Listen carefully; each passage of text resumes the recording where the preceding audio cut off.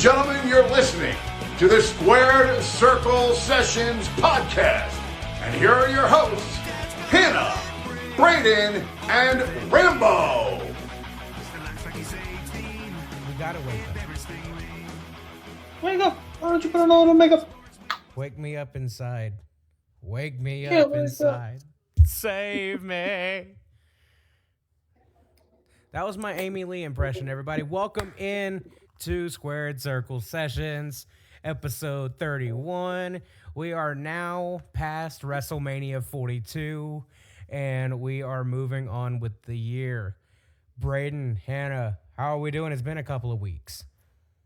We have been on hiatus, and we're back. I am so pumped about being back. Are you throbbed? I would say robbed. Fuck yeah. It's weird how we can go like 3.5 weeks without doing a podcast, and we're just falling right back into old shit. That's what's great about it, you know? We can miss a couple weeks and pick right back up where we started. It's like riding a bicycle, but I haven't rode a bicycle in probably 15 years because I look like I'm floating on it. But I've been robbed for the last 3 weeks. you might want to see a doctor about that. I stayed robbed. You know, that's not That good. sounds like It's not good. that sounds like a condition. No big deal. You might want to go get a diagnosis, buddy. Yeah.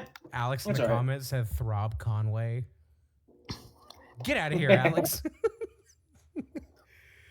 Anyway, now that WrestleMania 42 has come past, Thank God it has. we are now slowly heading to WrestleMania 43 in Riyadh next year.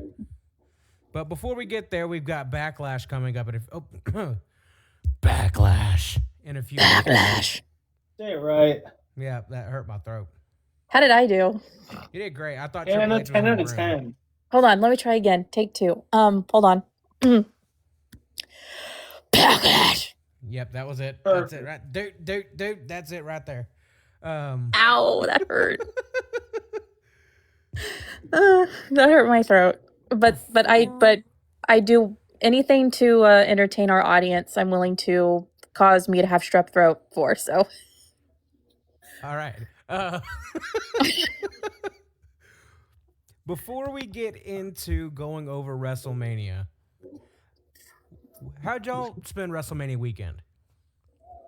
at my house having a little WrestleMania party with some people. Hell yeah. I cooked everything because, as y'all know, I am very particular about the ingredients in the food I eat. So I wanted to make a lot of junk food but make healthy alternatives, and it was a great day. So basically, nutritious junk food made by yours truly because I'm awesome. And I didn't see none here in Arkansas. Thanks. You had to come to Washington. You should have brought your family. I break my back when I get up off the couch. Well, that sounds like a you problem. Yeah, Anyway, I had a few people, and like they spent the night Saturday night, not Sunday, sorry, because obviously WrestleMania was going to continue to the next day. But pizza, chicken, French fries, tater tots, salad, What? brownies, What? all made by me. So I'm exhausted, and I am like, I don't want to cook again for another week, but because I am an adult, I have to. So Adulting. Braden, what'd you do on WrestleMania weekend? I did just about the exact same thing. I had friends over, and we sat on a couch, and we watched WrestleMania. But I did not cook food. So almost the same thing, but without the food, we starved. no. Damn. Well, one of these days, we need to get you out of Michigan with your family, get Rambo out of Arkansas with his family, come over to my neck of the woods, and I will entertain the crap out of you. Get me out of Arkansas. Please, I hate it here. You guys can enjoy some Washington weather. They told me to blink twice if I need help, but I can't stop blinking. So, I don't know what I need to do here. What I did this WrestleMania weekend, Saturday, I don't remember too much of. if I'm being entirely honest with you, because Yeah, we remember your text message. me and my cousin, he was over here. We were playing this big ass game of take a shot every time an advertisement came up. Oh, Lord. Okay. Fire. Yeah. Now I understand your text message. And this might be going out to the public. I don't care. Real American beer tastes like shit. You think? I didn't have much expectations for it. I didn't. But we seen it at the liquor store. I was like, you know what? It's WrestleMania weekend. I may not like him, but Hulk Hogan kind of did help boost WrestleMania, I guess. So I got it, and it tasted like straight piss. I think the other 22 cans. He were down my lifted sink. Andre the Giant. That's all he did to lift up WrestleMania. Yeah, and I hate to sound like that, but yeah, I said what I said, and I mean it. The only reason why Hulk Hogan is known as the WrestleMania King is because somehow his testosterone replacement was able to help him lift Andre the Giant. Whoop-de-doo. yeah. If you've watched any of that documentary, some of the F stuff. Anyway, but Anyway, if moving you know, on. you know. Yeah. But Saturday, I don't remember what I made for dinner, but I remember Sunday we made wings. 'Cause I was like, you know what? Sunday is a day for wings and live sporting events. Whoops. Well, then I've been doing my Sundays wrong for my entire life. It's all good. But Because wings to me are a Friday night thing. But we did that, and I was in the midst of eating whenever something happened on WrestleMania Night 2 that I want to address here. I know we're not all the biggest fans of him, but I was not expecting Brock to retire yet. Yes. Like I said, I know we're collectively not the biggest fans of Brock. That's no secret. No. But I will say that caught me off guard, especially by putting Oba over. Because if my history serves me right, Brock Lesnar doesn't put over many people. No. But the fact that he put Oba over and then kind of walked out into the sunset, I was like, you know what? All right. Wasn't expecting it, though. I thought it was a better opener than what Saturday was. Yeah. I mean, we'll get into it, but I think Yeah. night 2 was overall better Oh, yeah. in total. Before we get into anything too deep, last time Rambo shut up. Last time we were here, we made some predictions for Oh, yeah. WrestleMania. Yeah. And Some of them we made in private because we didn't record and new matches were announced. So I got them all here. The only match that we don't have predictions for is the Usos and LA Knight versus Speed, Logan, and Theory, but who cares? So let's get down to Hit a business. beautiful frog splash, by the way. But go ahead. Yes, he did. So let's see our winner. I think I think I won the Royal Rumble predictions.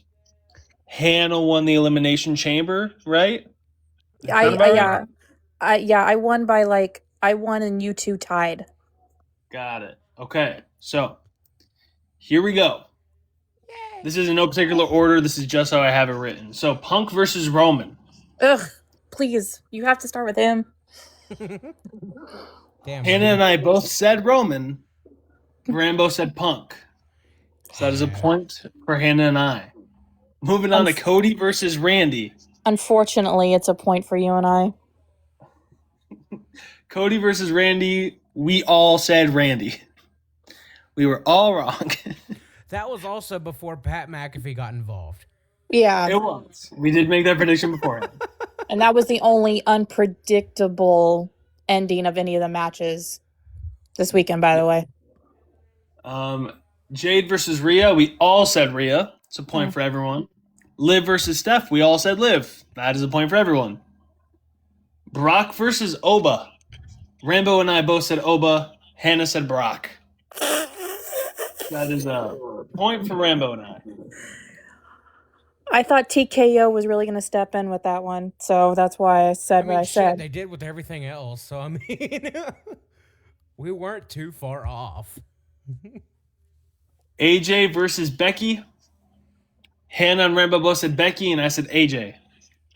So that is a point for Rambo and Hannah. Sammy versus Trick. We all said Trick. That's a point for all of us. Drew versus Jacob. Hannah and I both said Drew. And Rambo said Jacob. So that's a point for Rambo. Yeah. Now, this is where the controversy starts. Oh, shit. The women's tag match. Hannah and I both said the Bellas. Are we going to count that? Well, we're partially right. It's Brie Bella. I would count that. Okay. Rambo said Bailey and Lyra. We didn't know what the turnout was going to be. Yes. One half of the Bella twins is Brie, so we technically get 0.5. We just didn't expect. The team representing the Bellas. I'm counting it as a full point. Okay, yeah, that's true. Yeah. The team representing the Bellas won. So God, I popped so hard for Paige. So Team Bella is back, apparently. Team Bellas. So Hannah and I both get a point. Okay. Dom versus Finn. Hannah said Dom. And Did Rambo I? and I both said Finn. You did. I thought I said Finn. Crap. I think because Punk versus Roman, you had to go against Punk, so I don't think you wanted to go against Dom. That's also before we knew that the demon was going to come back. If we knew the demon, I would have been like, "Oh, Finn's winning." Yeah, I was pretty sure that's a point for me and Rambo. Seth versus Gunther. You both said Seth, and I said Gunther. That's a point for me. And then the Intercontinental Ladder match. I said Dragon Lee. Rambo said Javon, and Hannah said Penta. So that's a point for Penta. So calculations. Night 1, we all got 3 points. Hell yeah. Night 2, Hannah got 4, Rambo got 4, and I got 5. Ooh. Leading it to 8-7-7. Braden takes home the WrestleMania Predictions Championship. This game is rigged. Bang, bang, bang, bang, bang, bang, bang. I want to recount. Bang, bang, bang. I just counted it out loud for everyone to hear. Banging so loud, we're on live. Never. Jesus. So yes, that is another dub for Braden, leaving Rambo winless in the Squared Circle predictions. That's sad. Loser. I know. So excuse me for a minute. Sorry. We're good. So he's 0-3, just like Randy Orton is in main events. We can move on now. Correct. We can move past that now. Anyway, to your point, Braden, hearing Paige's music hit, I popped. Yes. Because I just saw, like, hours before that she was re-signed or rumored to be re-signed. So I thought maybe. Oh, but and when Bell it and actually happened. Brie is pissed that got leaked. Somebody is a stooge in WWE and let that leak. But it's like all this stuff started popping up on my Twitter feed like Friday night, and I'm like, why couldn't just whoever was the whistleblower should have just stopped blowing the whistle? Like, there's always a whistleblower. Everything gets out. I wanted that to be such a surprise. I was so surprised. I didn't expect it to happen. Well, I wasn't surprised because like when Nikki came out with the microphone, it was like, oh, Paige is coming back. Because like I read the articles on some of the links that were popping through the night before, and it said that Nikki Bella is not cleared and Paige is going to be her replacement team with Brie, and that's what all the articles were saying. And so it's like when the Bellas came out last, when they had Lash and Nia not come out last. I was like, oh, okay, Paige is coming back because they're going to let the Bellas be the fourth team to come out. And then when Nikki was on her crutch and had the microphone in her hand, I was like, oh, she's announcing Paige. So it's like I still popped because my other mother is back. If I'm going to do this, I'm going to let you guys know something. If I'm going to put this in like a family dynamic, AJ Lee is like a biological mother, and like Paige is that really cool stepmom that you love that you also consider like your mom. That's how I look at Paige emotionally. So it's like my real mother's. So it's like I texted you guys. I think I said my real mom and my stepmom are back. So Braden, you said at 6:07 the night before, you said Paige just re-signed to WWE ? Yeah. And then I saw it. At 6:11 the next night was when we messaged at the same time going, hey, like. But yeah, I'm so happy for Paige. I'm so glad she's back. I'm glad her neck is better. And can you believe that, like, in the same WrestleMania, the Bellas, Paige, and AJ all competed? Like the original, in my opinion, it's right. Like, for example, and she posted that like 4 horsewomen picture, and I do believe like on the main roster, yes, in NXT, the 4 horsewomen are Sasha Banks, Charlotte Flair, Becky Lynch, and Bayley, and I feel like Alexa Bliss is like an unofficial 5th member of the 4 horsewomen. Yeah. I always put her in that category. But I feel like on the main roster, the original 4 horsewomen, if you're going to go the Raw and SmackDown route, were the Bellas, Paige, and AJ, because they were really holding it down on the main roster for the girls. Agreed. So I feel like there's a bunch of different eras of like 4 horsewomen, because you can even go back to like the Attitude Era. You can consider, like Lita, Trish, Chyna, and Stephanie McMahon 4 horsewomen of that time. It's just like it just depends. And then you can go into like 2006, you could go to like Lita, Trish, Mickey James, and like Victoria. They can be considered another 4 horsewomen. So it's just eras. But apparently that caused a lot of buzz online, because a lot of people would be like, whoa, you guys have never been called 4 horsewomen. Like, no, there's only one 4 horsewomen. And it's like, dude, it's not that serious. Because like there's different, like, yeah, they're not, the Bellas and AJ and Paige weren't marketed as the 4 horsewomen, and I'm not taking anything away from like Charlotte, Becky, Bayley, and Sasha, but like it's not that serious. It's not, doesn't need to be debated like that.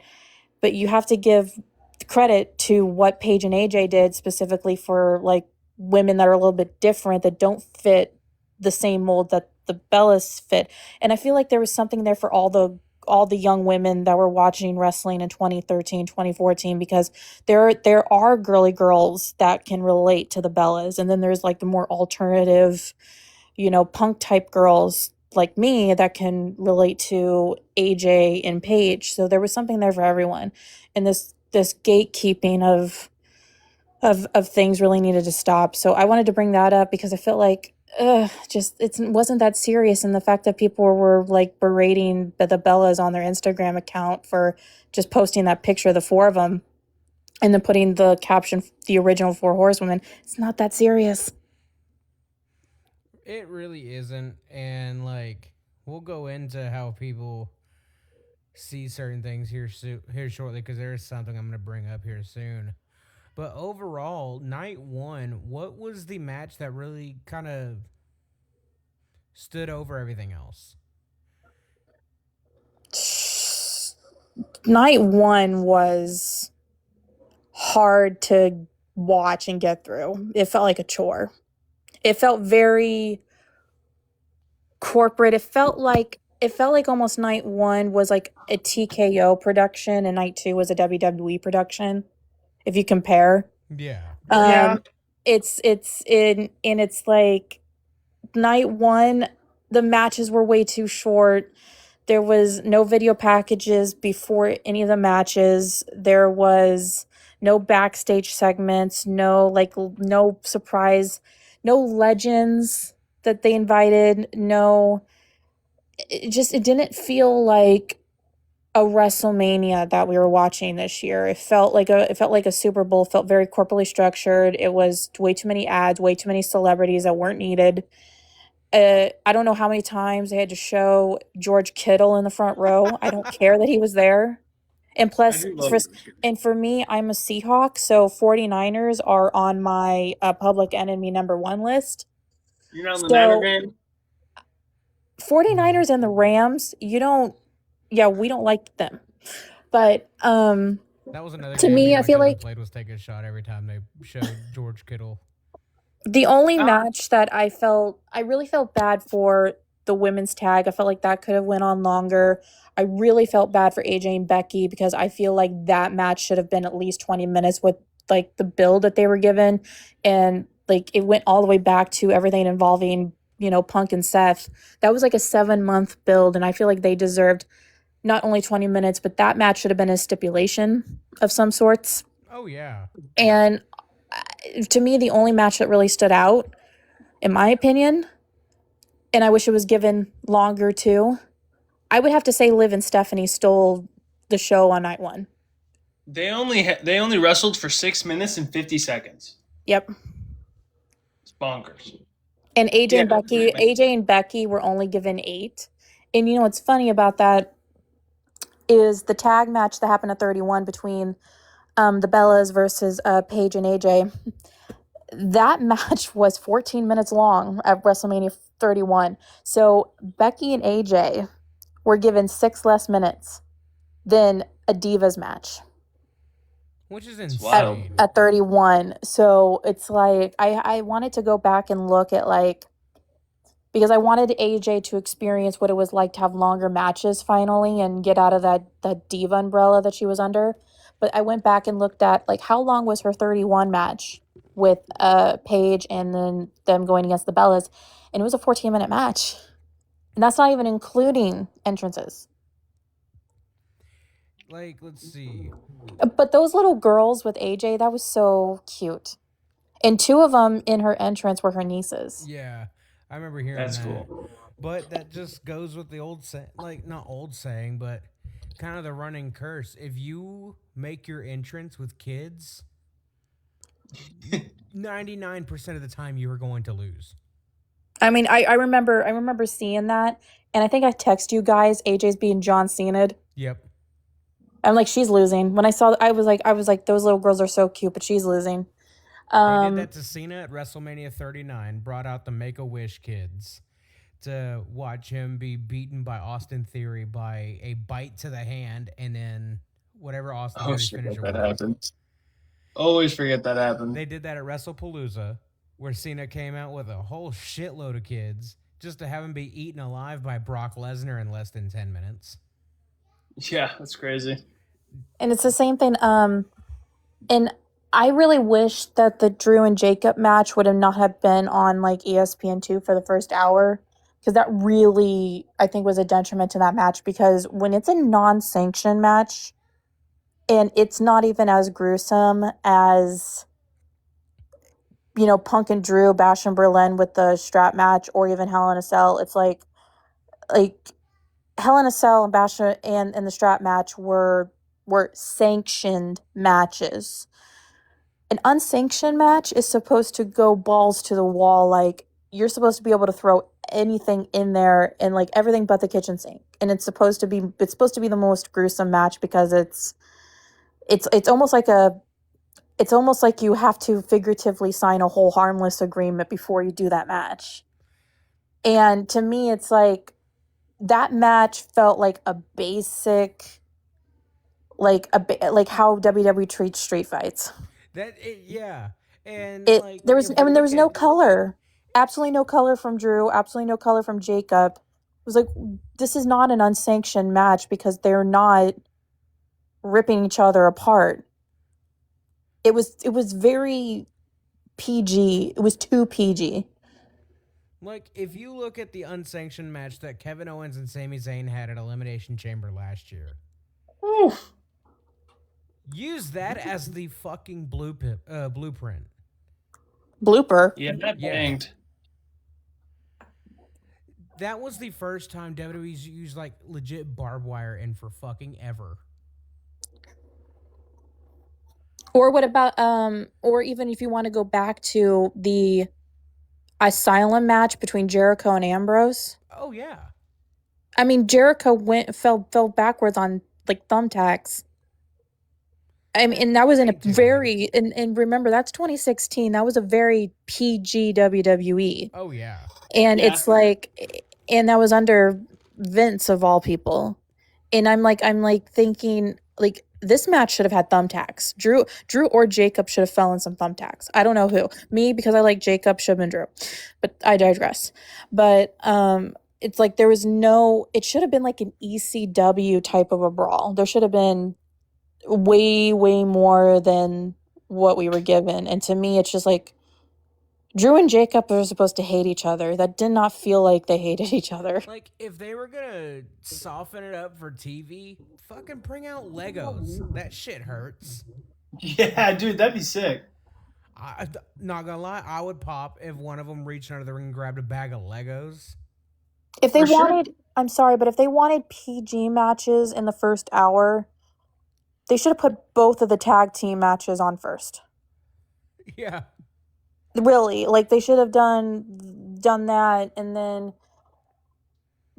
because I totally feel like AJ and Becky should have had a stipulation that should have been a little bit more of a gnarly match, and then Drew and Jacob should have been on later on in the show, so it can get more of a. It could be more of a gruesome match. I think the reason why it was so tame it was because it was on ESPN too. Yeah. And they're not going to show brutality on a network television. They're just not. Now, what'd y'all think about the main event of night one? Terrible. I'm not even going to sugarcoat it. Tonight I'm entertaining both of y'all. We're back. We're better than ever. Y'all are going to get crash out Hannah because that's the way I am. And terrible. Pat McAfee, grab the microphone, hit Cody, and then Randy's doing his thing, and then Pat McAfee was dragged out, and then he comes back with a freaking ref shirt on, and then all of a sudden Randy does a babyface thing, and he RKO's Pat with the neck brace on, and it was just a mess from start to finish. And the match was just as bad as Cody and Randy at Night of Champions, because I don't think that was great. I think Cody and Randy have the potential to put on a great story by themselves, like from like a character side and a promo side, but their in-ring chemistry is bad. It was not, they don't wrestle well together, and some people don't. Some people, and that's okay. Some people can put on the best story. Some people can put on the best promo battles against each other, but the moment that bell rings, sometimes it's just not it. And I feel like with Cody and Randy, they just lack in-ring in-ring chemistry. And it's the same thing I always felt when Randy was wrestling John Cena, because besides that I Quit match they had, I forget, was that Over the Limit 2010 that I Quit? I think no, Over the Limit was him and Batista. Somebody figure out where that match was.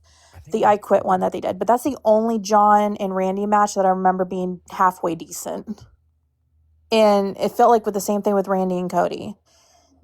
That match deserved the night one, because night two, again, like blew it out of the water, in my opinion. Just like last year, night one blew night two out of the water. And I find it ironic that since 40, the two main events that have been absolutely atrocious for 2 years in a row is a Cody Rhodes match.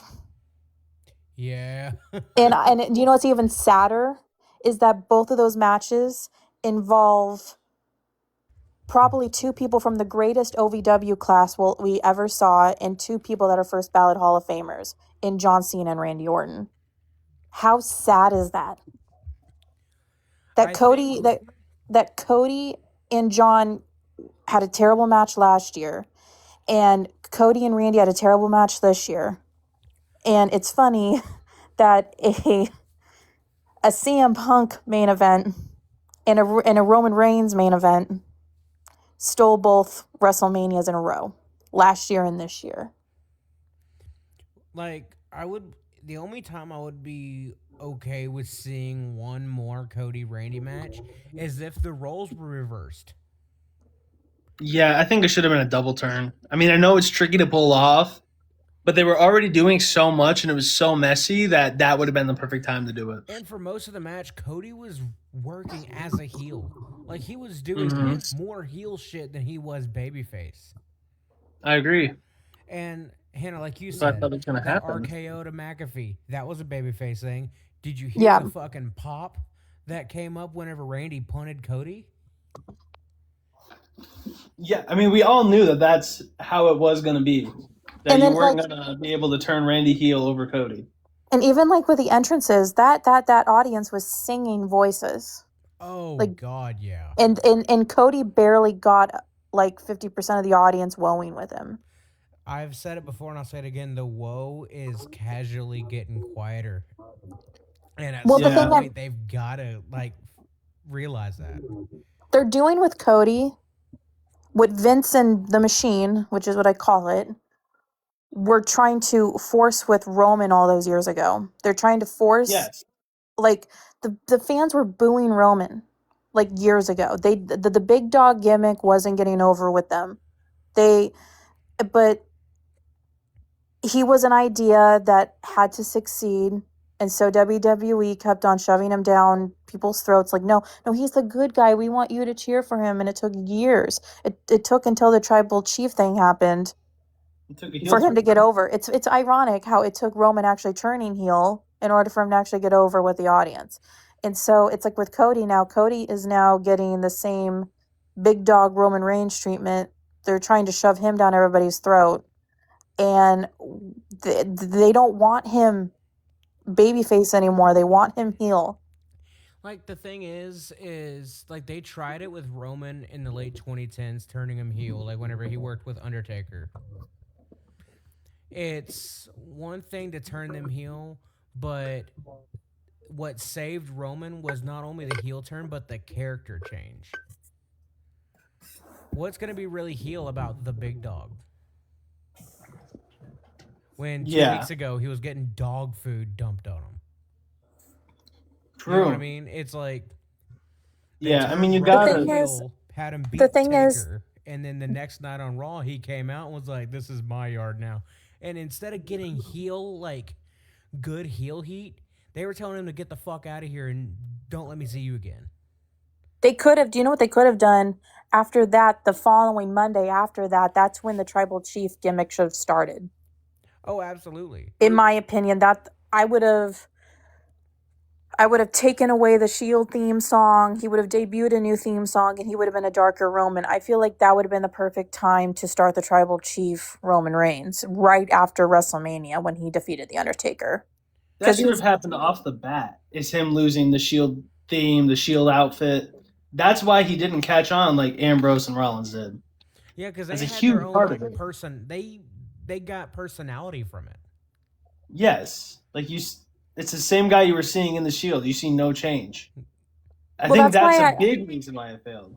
And that's why I also think originally when the Shield broke up, it should have been Roman turning because he has a more darker, menacing presence naturally. He looks mean, but he's actually a nice guy. But like from like an exterior point of view, he's somebody you would be afraid to approach if you saw him in a dark alley. Like, no, like, right. I don't want any part of that. I always felt like when the Shield initially broke up, it should have been Roman. I was thinking that in 2013. Like, it was like if they ever split them up, Roman would make the perfect heel out of the three. And I always looked at Seth and Dean as baby faces. And I always looked at Roman as this like menacing, dark presence. And to me, I feel like he should have been in the Authority instead of Seth. Because Seth, in my opinion, had way too much personality, way too much charisma to be a heel at the time. I feel like he could have like if you're trying to compare, I always looked at Ambrose as like a 98 Steve Austin personality wise, and then I looked at Seth as like a 96 Shawn Michaels before like the DX stuff started. And I kind of wanted them to like play into that. And then like with Roman, I saw like nation and corporation version. It's ironic how much he is like The Rock.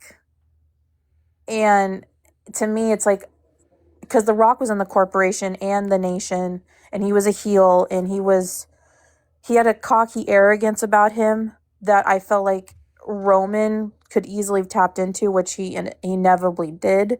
So I was like, they could have created with Roman, they could have made him like the corporation Rock, but do it with Roman. That would have made more sense back 12 years ago, but you can't change the past. So I feel like turning Seth was the wrong call. But Roman works way better as a heel.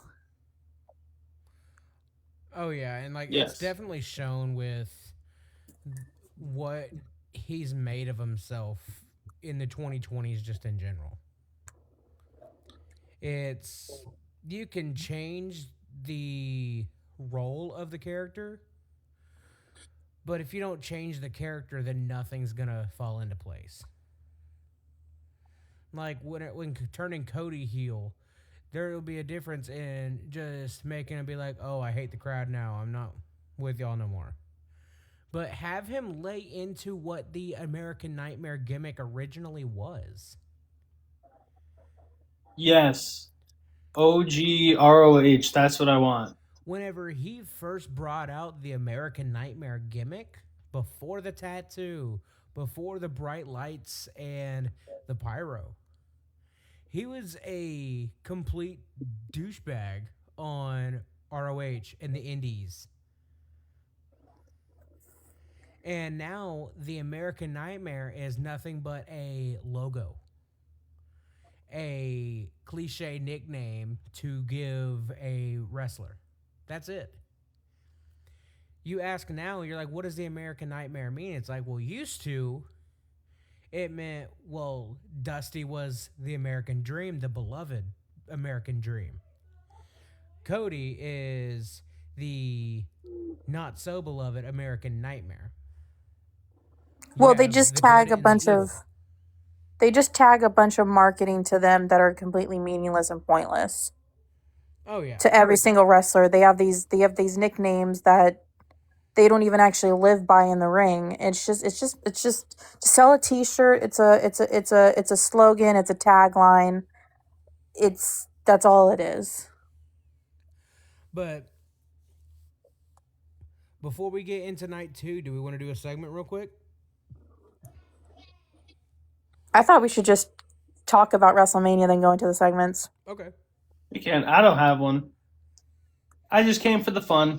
Hell yeah. We already spoke on it. The opening to night 2, Brock and Oba.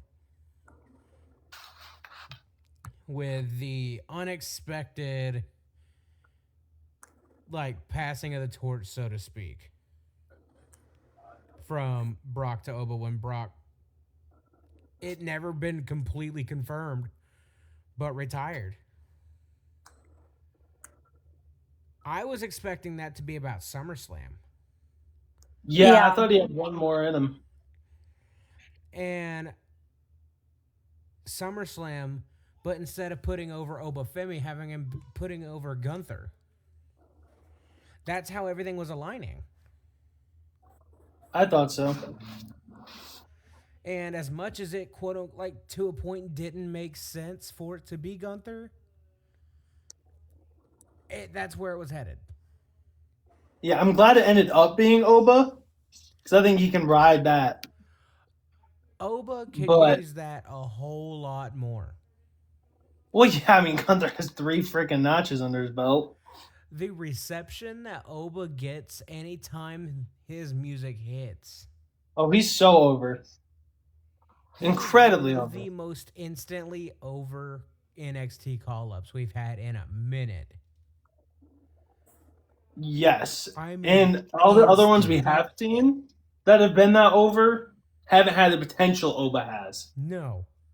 Like, he has everything. Like, the only one, I mean, I can think of a few, but, like, I think of Ty Dillinger. Yeah. And maybe the only guy that was as over because of his chant. But Oba beating Brock and Brock taking off the gloves and the shoes and looks like calling it a career. He threw up an X. Yup. Which in wrestling we know what an X means. It means done. Oh yeah. And he hugged Paul Heyman. And when I knew that this wasn't him working us, Brock does not turn babyface on the crowd. And he started shaking people's hands and high-fiving, and he kind of put his hands to his lips and was giving like throwing out kisses to everybody. And it's like, wow, he is done, because he just went nice on everybody. Brock does not go nice on TV. What shook me the most, and this is going to sound crazy, but bro was crying taking his fucking shoes off. Yeah. Yeah. Like, it sounds crazy to think that that's what, like, kind of got me. But, Well, I mean, when you see a guy like Brock cry, it's kind of crazy. you know, It's like seeing your dad cry. I said it at the beginning of the episode, and I'll say it again. I know we're collectively not the biggest Brock Lesnar fans. I'm surely not. However, to see that man show any emotion besides rage, especially tears, I don't know, man. That kind of hit me. I was like, oh shit, this is real. Yeah, because it was just so unexpected, but I did get inklings that it might happen. I didn't it's one of those things that sat in my head, but I didn't really think it really. But he was doing press, like he was doing podcasts. Like, I think the only other podcast I've seen him do is the Undertaker's podcast. But he was like doing press and like doing podcasts. So like that gave me like a little inkling. I'm like, okay, like he's opening up, kind of like Taker did after he retired. Yeah. Taker has a podcast, Taker opens up. Like that's what gave me that little inkling that it might be done. But seeing Brock shed tears, that's what made it real to me. And like I Yes. said, I know that sounds crazy, but it's like you said, you see a guy like Brock Lesnar showing like real human emotion. Yeah. It's like seeing your dad cry. It kind of put a pit in my stomach. I was like, damn, man. Like, holy hell. And that, like, I even thought, the reason why I thought Brock was going to end up, like, I predicted Oba, but I kind of knew in the back of my mind, I was like, okay, it's going to end up being Brock most likely. That almost solidified that, knowing that match was going to be aired on ESPN too. Because Brock Lesnar is a big name with ESPN. He's huge. The UFC and the WWE. And so I was like, surely they're trying to get to the casual ESPN viewer to get them to watch the rest of WrestleMania. Well, that's who they care about. I was like, surely they're going to have him go over to help bring the casual viewers that might know who he is over to the product. I didn't think it was going to be roles are reversed and the casual viewer watch him ride off into the sunset. Yeah, that sounded like a strategic move, because basically so the casual viewers could watch him retire. But it's just really sad that how like they've priced out the hardcore fans, and then they're wanting the casual fans to now become the diehard. So it's like you don't have true wrestling fans at the shows anymore. Oh yeah. It showed like the crowd and everyone, and just the fans were very brazen this year. They were quiet as shit. Brazen means, like, I know, I'm not talking about quiet. They were quiet, but that's how they are at the shows now. I'm talking about boisterous. Brazen means like That's being my just name. mean and rude. Gotcha. Like what happened with that fan that got too close to AJ and Bailey, Yep, I was gonna bring and that up Punk here just shortly. went. Like that's what I mean by brazen. The ones that are entitled to think that they are entitled to their space. The thing is, celebrities are human beings too, and the fact that people treat them like they're statues, like they're not human beings, that they have a right to have 24/7 access to them, is annoying as shit. Oh yeah, Because I have been in a hotel with wrestlers in it. I have checked in to the Hotel Marriott in Portland, Oregon with, and I quote, Bobby Lashley, Jack Gallagher, um, Big Cass, Braun Strowman, and Apollo Crews. We're all in that hotel, checking out as I was checking in. Did I bother any of them? No, because I knew they were trying to get to point A to point B, and I already knew I was going to see them later because I was going to Raw that night. It's just like that's what I mean. The fact that that person got that close and was basically following them, and people online are like defending the creep and like saying Punk was in the wrong. No, Punk was defending his wife and his friend. Like he did absolutely nothing wrong. I feel like if that was Agreed. Punk of like 10, 15 years ago, Oh my god, I wanted to see would have that. laid his ass out. Yeah. Like that guy at Money in the Bank. Yeah. But like, well, I'll talk more about that whenever we get to the main event. But honestly, like it was mentioned earlier, night 2 felt more like a WrestleMania. Yes. The ladder match cooked. Yeah. Hold. We'll get to the ladder match. Night 1 felt like a Saturday night's main event. Yeah. It It was really a Saturday night's did. main event before WrestleMania. Yanni said night 2 felt like a real WrestleMania housing. Oh, we're gonna get to that, bud. But yes, I'm gonna say it. The ladder match fucked. Oh, hard. The ladder match fucked. I mean, you can't go wrong with those guys in there, and ladder matches at Mania are always good. But I mean, just because night 1 was such a letdown, it felt so good. I will say this. This is gonna be my only nitpick about the ladder match. I would like to know what reasonable explanation is there to be had that Dragon Lee, Rusev, and JD McDonough had their entrances during commercial. I agree. They cut back to from commercial to JD standing on the turnbuckle posing. And you look back there and you see Dragon Lee and you see Rusev. You're like, okay, when the fuck did they come out there? Yeah, I picked spawned in Dragon like Lee. the Undertaker. I picked Dragon Lee to win, and as soon as I saw he didn't get an entrance, I'm like, okay, that's not happening. It's not happening. That was my only nitpick about the ladder match. Besides that, it didn't need to be any more. No, I mean, it had the spots that you want, and it cooked. The OG cutter to Rusev. Woo! Woo, that boy is bouncy. The Mexican Destroyer on the ladder. That was nasty. The Rey Mysterio to Rusev spot over the rope, the West Coast pop through the ladder. Yes. That match did not need to be any more than what it was because I think it was perfect, laid out how it was. It ran to the point where it's like if they would have given any more, the match would have just ended up being exhausting. Yes, and at the right point. Shoot. I lost my train of thought. Anyway, continue. What was the next match after that? Was it Jade and Rhea? Yeah. Yeah. That match was better than I went into. No. It was Trick and Sammy. Okay, yeah.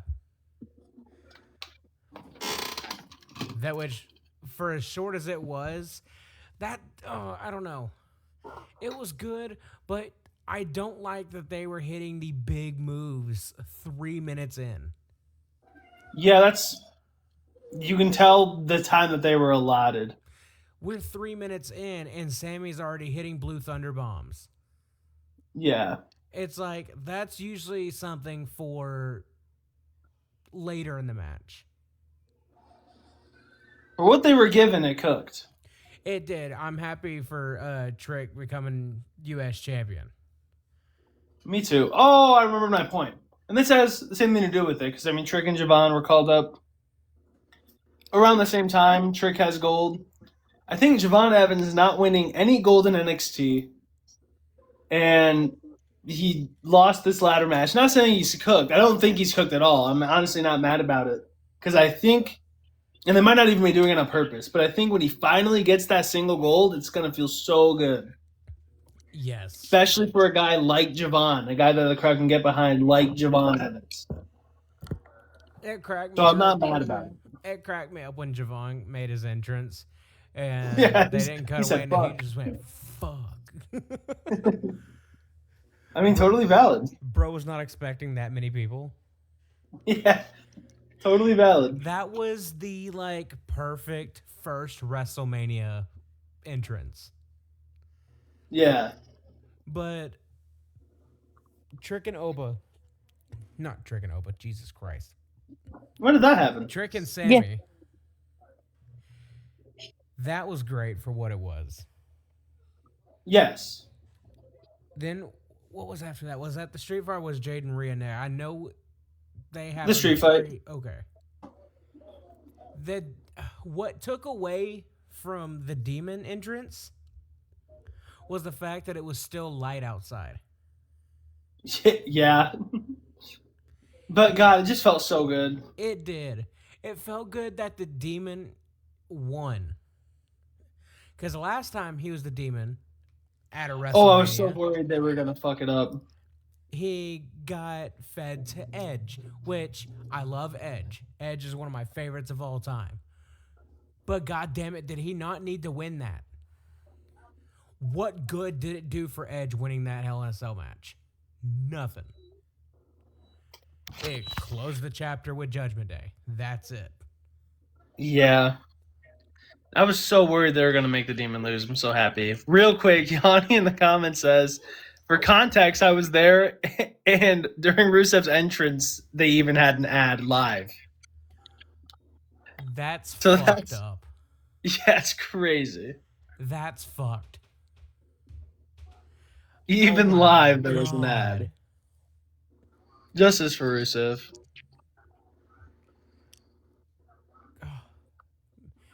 Justice for Rusev Day. Exactly, Come on. on Rusev Day, too. Is bonkers.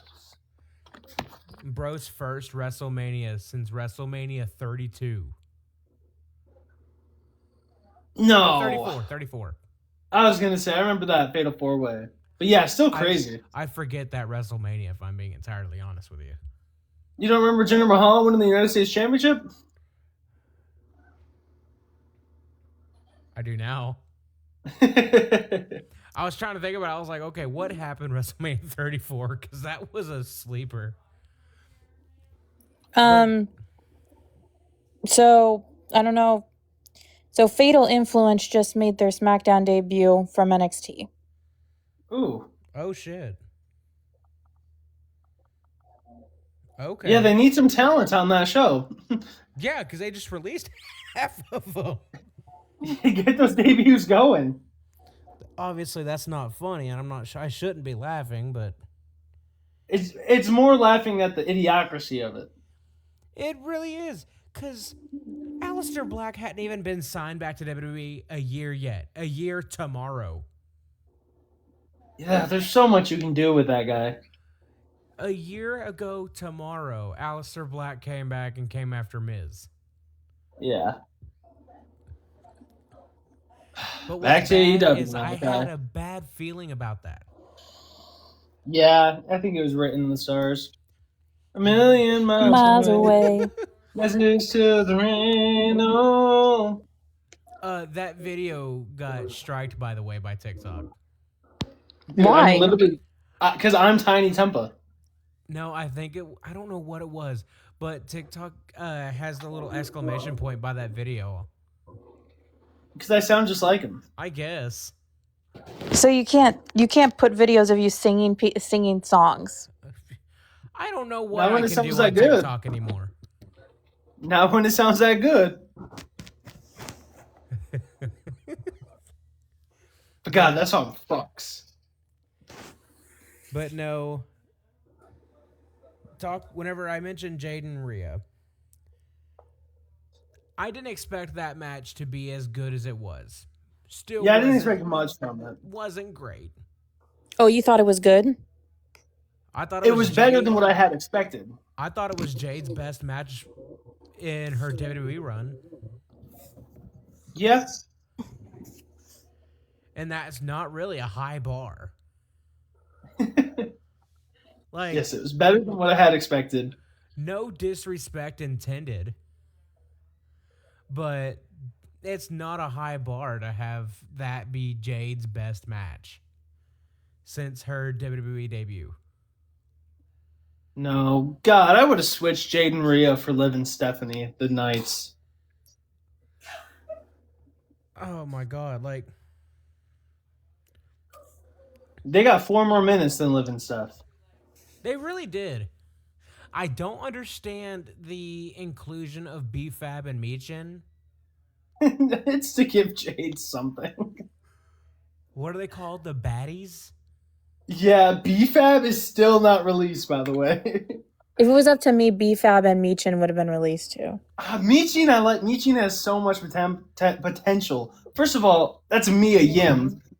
But, oh my God. B-Fab, I've just had no interest in. I'm sure she's great. I don't really watch B-Fab matches. Michin can go whenever you give her the opportunity. That's the issue. Michin can. I've been a Michin Mia Yim fan. But, yeah, I don't know. I liked Michin whenever she was in Retribution. Greatest stable of all time. Yeah. You know, the faction that came and destroyed SmackDown that one week. Guys, I have to say it. I was the hacker behind Retribution. I knew it. It was me, damn it. I knew it, even though I haven't known you for a year yet. I knew it. Oh, this is some guy from Michigan, I bet. But then we had the greatest segment ever between the host, John Cena, and Danhausen, and The Miz, and let's say it together, Kit Wilson. Kit Wilson. Hannah. Sorry, I don't like Kit Wilson. You still gotta say it. I don't have to say shit. Hannah, say it. I'm not. Nope. Does that mean she's She's toxic. Hannah, you're toxic. Hey. No. You better be careful. She might come after you and say you're cursed. Fuck. Hey, you are cursed, Braden. Don't do it. Don't do it. Braden, you are cursed. Cursed. I have stuff coming up. And you just got it double because Rambo said it too and me, so Rambo, watch your back. More or less triple because I'm the size of double. Yeah. That's crazy. Oh, you're also getting it from Yanni and Alex. Oh, guys, chill on damn it. me. Alex just said toxic. Wait, Alex, actually go ahead and say it. Because Hannah said it, Rambo, you said it, so it cancels out. Yanni said it. If Alex says it, that cancels out too, and then I'm safe. Come on, Alex. Pull through for your homeboy. And then the group that Danhausen came out with. I don't know if I can say the name, even though they gave Michael Cole permission to. I don't know if I can on TikTok. Don't say it. They were just other wrestlers. Famous just like Davis you and I. going up and going after Kit Wilson's family jewels. Just as you and I. Famous Davis, get him. I felt straight out of 2008. Has finally met his demands. He got the blimp. Blimphausen. He had his WrestleMania moment with John Cena. Maniahausen. I will say this, besides that, John Cena really didn't do any hosting. There's really not much hosting to do, though. It's like... I know, but he said like, the attendance. what she lied about both nights, because that's not how many... No. No. Because literally on Friday, they literally said that night one only sold like 42,000 tickets, and night two was 43. There was no way in heck that over a span of 24 hours, less than that, night one got 8,000 more tickets, and that night two got 7. Like, there's no way. It When he could read have, the though, fifth, if it was people that bought them at the gate. Yeah, I mean, you'd be surprised. There are quite 8,000 a bit that, people, I yeah, doubt it. it's definitely possible for people to buy them up at the box office instead of doing it online. Because there's a lot of times where if you get them at box office, you can sometimes get them a little cheaper. But 8,000 people, It's definitely possible. that sounds very suspect to me. Oh, it does. But it's definitely possible.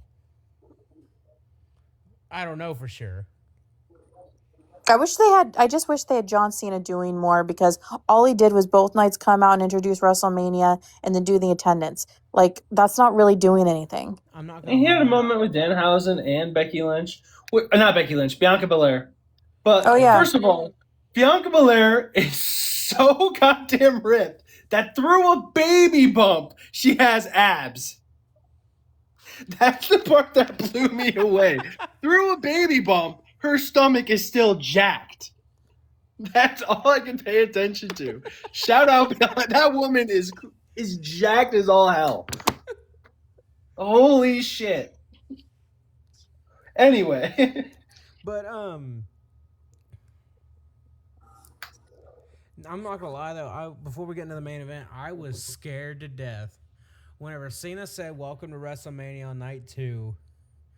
They did the pyro, and then the graphics on the stage crumbled, and we seen the blue and the lightning and all that stuff. I'm not gonna lie, for a split second when I seen that blue lightning, I thought it was Rock. Oh, God, if it was Rock, I would have been, like, madder than hell. I can't lie. I straight up thought it was The Rock whenever I seen the blue lightning and all that stuff before the graphic actually came up. I was like, oh God, please. Somebody save me. Jelly Roll was there. Yeah, he was. But now to Hannah's least favorite part of the night, the main event. Y'all take it away. I gotta go get my boy some water real quick. Stay hydrated, Ozzy. Hannah, do you want to go first, or do you want me to? I have just like CM Punk did 15 years ago. I have a lot that I want to get off my chest, but I will go last. Okay, so first of all, the match, great match. Like, that's as close to 5 stars as my rating has gotten in a while. Like, God, that match smacked. Which, by the way, it has been revealed that today that dumb fuck Dave Meltzer has rated that match 5 stars. It's a good thing that he did. There you go, Dave. You get a check mark. Goody, he has 1/4 of a brain cell. That's awesome. Hey, I Kurt wouldn't Angle still has give him that 0 much of a 5 stars, compliment. Okay. But yeah, the match, fantastic. It was a really, really good match. The outcome, Alex is like, let Hannah cook. Oh, she's gonna cook all right. yeah, because I know Hannah's gonna go berserk, which is so valid, but I'm not gonna go into too much depth, but I'm not as upset about Roman winning. Hannah, I don't think I'm gonna really explain myself. I think that there are ways that, and I'm not saying it will because it's TKO and WWE, but there are ways that it can go where it's not all that bad. So I'm optimistic. But Hannah, I will let you talk. I'm gonna check to see if Rambo has anything to say first. No, y'all go ahead. We'll let Rambo try and follow you. Yeah, no, you go ahead. This was a great match, but with the most predictable ending because I saw the writing on the wall at Royal Rumble.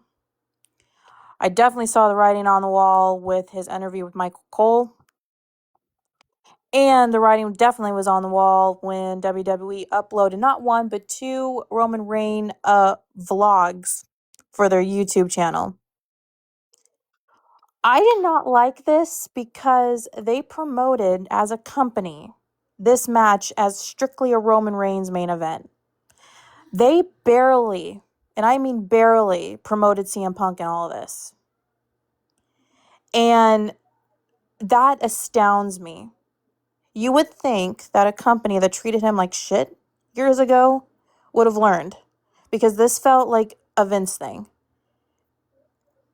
CM Punk, back in the day, put over, when he didn't even have to and he shouldn't have had to, he put over The Rock, put over Cena, put over Undertaker at WrestleMania, and his stock severely dropped because of it, which led to him leaving. It's funny how he was playing second fiddle to Rock and John when he was champion back in the day. During his 434-day run, he did not main event a single pay-per-view as champion.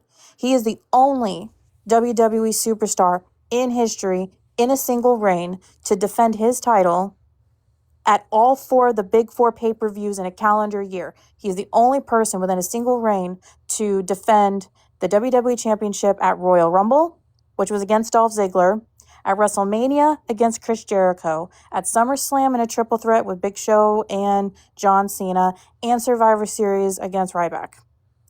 And he hit that out of the park. And ironically, he held the John Cena spinner belt. He has the longest singular reign with that title, which is ironic. And then we jump ahead 12 years, and he's still getting the exact same treatment. He is playing second fiddle to Cody and Roman. He got 1/3 of the promotion for the main event. Roman got the rest. And for a part-timer, that pisses me off, because I get Roman Reigns and I get what he's meant to that company, but the fact that CM Punk put most of the work into making this match mean something, and not only does he not get to win, Roman Reigns is now the champion again. And apparently there was this commitment thing that they needed from Roman in order for them to switch the title. I don't care about that. I care about the fact that this man has now not won any of the WrestleManias he's been in since coming back. And I am scared that they're never going to give him a win at WrestleMania until he retires. I feel like his job since coming back has been to win the smaller matches but lose the bigger matches, because that's what he pretty much did last year. I mean, he lost Royal Rumble last year. He lost Elimination Chamber. He put over John, and he lost a WrestleMania. Seth won. The thing I don't understand is WWE's logic. They had a perfect opportunity, and I'm not just saying this because he's my favorite wrestler. I'm saying this if anybody else was in Punk's shoes. They had a perfect opportunity to end WrestleMania doing something they've never done before. CM Punk has never main evented night 2 of WrestleMania. He's never had a one-on-one match in the main event of WrestleMania. He's never had a one-on-one championship match at WrestleMania, and he's never stood tall at the end of WrestleMania. They could have had him defeat Roman and do something they've never done before, and have CM Punk retain at WrestleMania since 28, retain a championship, and have him stand tall. And I feel like he needed this victory more than Roman did. How many countless WrestleManias has Roman Reigns main evented? 11. How many of those has he stood tall at the end of? Like at least 5 of them. It's rinse and repeat of same old, and now we're back to the status quo. Now he is holding a title that WWE put out because he was part-timer. It's funny how he's holding the title that WWE showcased, because when he was undisputed champion for 3.5 years, for like 1.5 of that, he became a part-timer. He showed up less and less. And the World Heavyweight Championship came back because they needed a full-time workhorse champion. And Seth Rollins, my God, I'm going to give him the credit. He did wonders with that title during his first reign. He was, 300 plus days as champion, and he did amazing with it. So kudos to Seth Rollins. I feel like since that championship has come back, I feel like Seth Rollins has really done the most work with that title. And Yes. I feel like CM Punk was on his way there. He was defending that all over the place against Finn Balor, AJ Styles, Braun Breaker, and all those were great matches. It's just, I hate the fact that we're going back to the status quo. And I don't think Roman needed to win that match. And people online are going to be like, well, he can't lose 3 WrestleManias in a row. Well, technically he didn't, because he won night 1 at 40. He partially won. He just lost to Cody during the, Bloodline Rules match. Roman should be doing, if he's going to be a part-timer, what Brock did. Brock was in the opener and he put somebody else over. Brock did what Roman should have done. And I don't understand this logic of why they're so hell-bent on only keeping championships on Cody and Roman. Like, they're the only ones allowed to be champion. And I knew what night 2 was going to be, but I was holding out to a little bit of hope. It feels like, Vince told Punk in 2013, make Roman look real strong in that 3-on-1 handicap match at TLC. And now we're 13 years later and it's the same thing. Make Roman look real strong, because apparently everything revolves around him. Everything revolves around Cody. It revolves around nepotism, and it revolves around the bloodline, because The Rock is on the board. So I feel like he has a lot of say in what's going on. And it's sad, because I feel like with CM Punk maturing and being more of a team player, that I feel like WWE is taking advantage of that a little bit. Because if they really appreciated him the way that I do, and a lot of his diehards do, he should be pushed like the guy. They should fully invest in him as the man. They should fully invest in him as the top babyface of the company, and give him his full respect, give him his full flowers. But they refuse to do so because they got Cody and Roman there. And it's sad that he's come back and he's being put in the same position he was 13 years ago. He is not being booked as the guy. And they're always putting this carrot of Cody Rhodes and Roman Reigns above him. Like, he was the cover athlete for WWE 2K26. He was the showcase mode. And his rating wasn't as high as Cody and Roman was. I think Roman got 96, Cody was 95, Punk was 94. So he's like in third place there. And that just told me everything they need to know. And I know this is very long-winded, but they had the perfect opportunity for both nights to do so many unpredictable things. They just didn't do it. And with the exception of Cody and Randy, that was the only unpredictable finish. I did not expect Cody to retain, but now since I've been saying what I've been saying. Now I'm actually thinking about it. Yeah, that made sense why they had Cody retain, because the Golden Boy can't lose his championship. And he's been having that championship hostage for the past 2 years.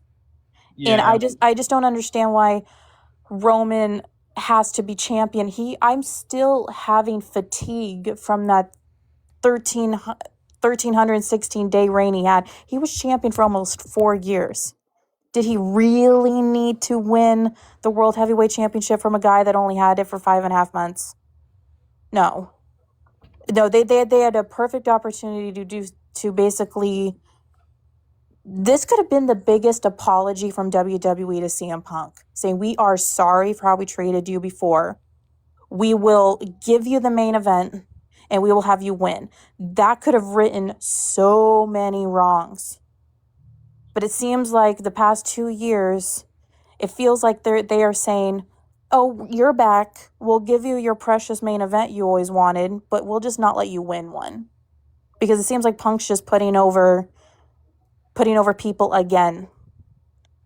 And I'm kind of sickened by it, because how many times does he have to be screwed over?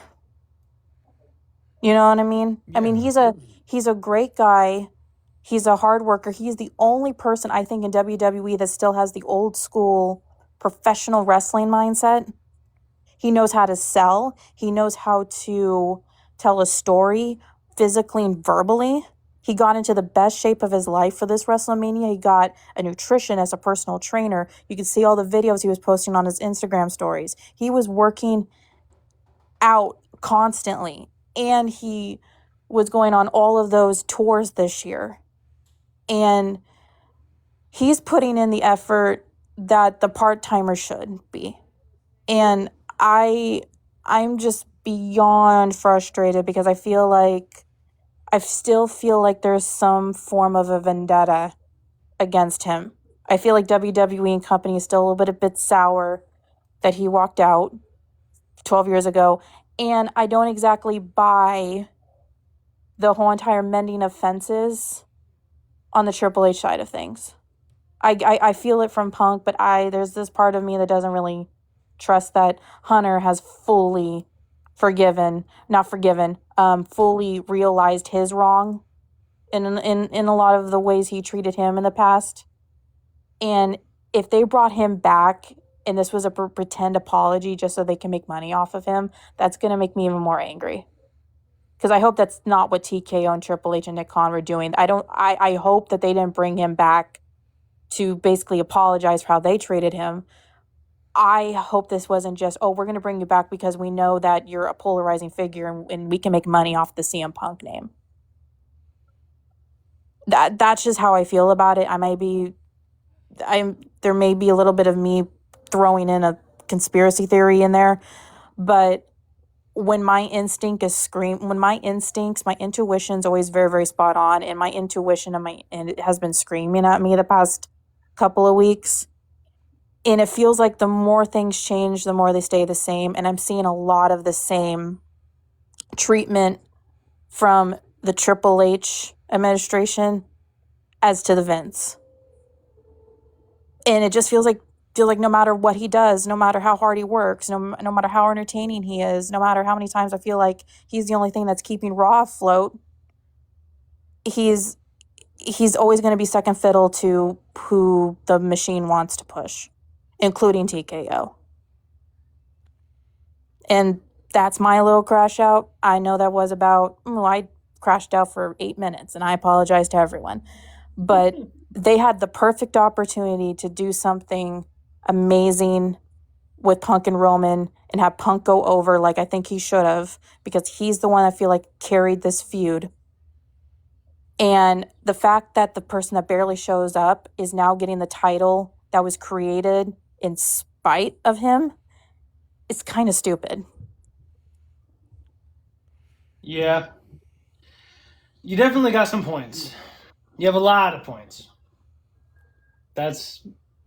I'm glad you got it off your chest. I'm sure that's been brewing.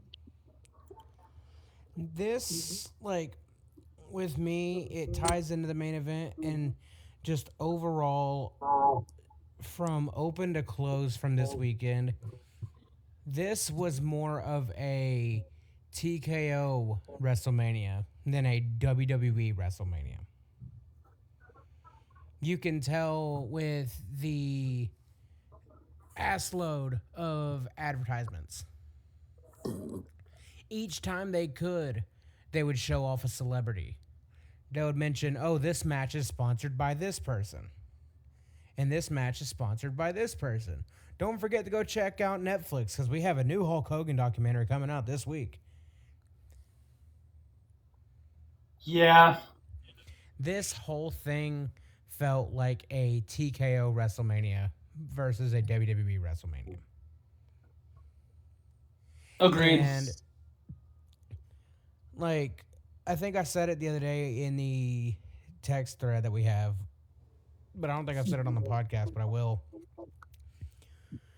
What I think is going on, and I don't have any confirmation, this is just my thoughts behind it, is TKO sees the amount of success that WWE had with everything that culminated because of the bloodline.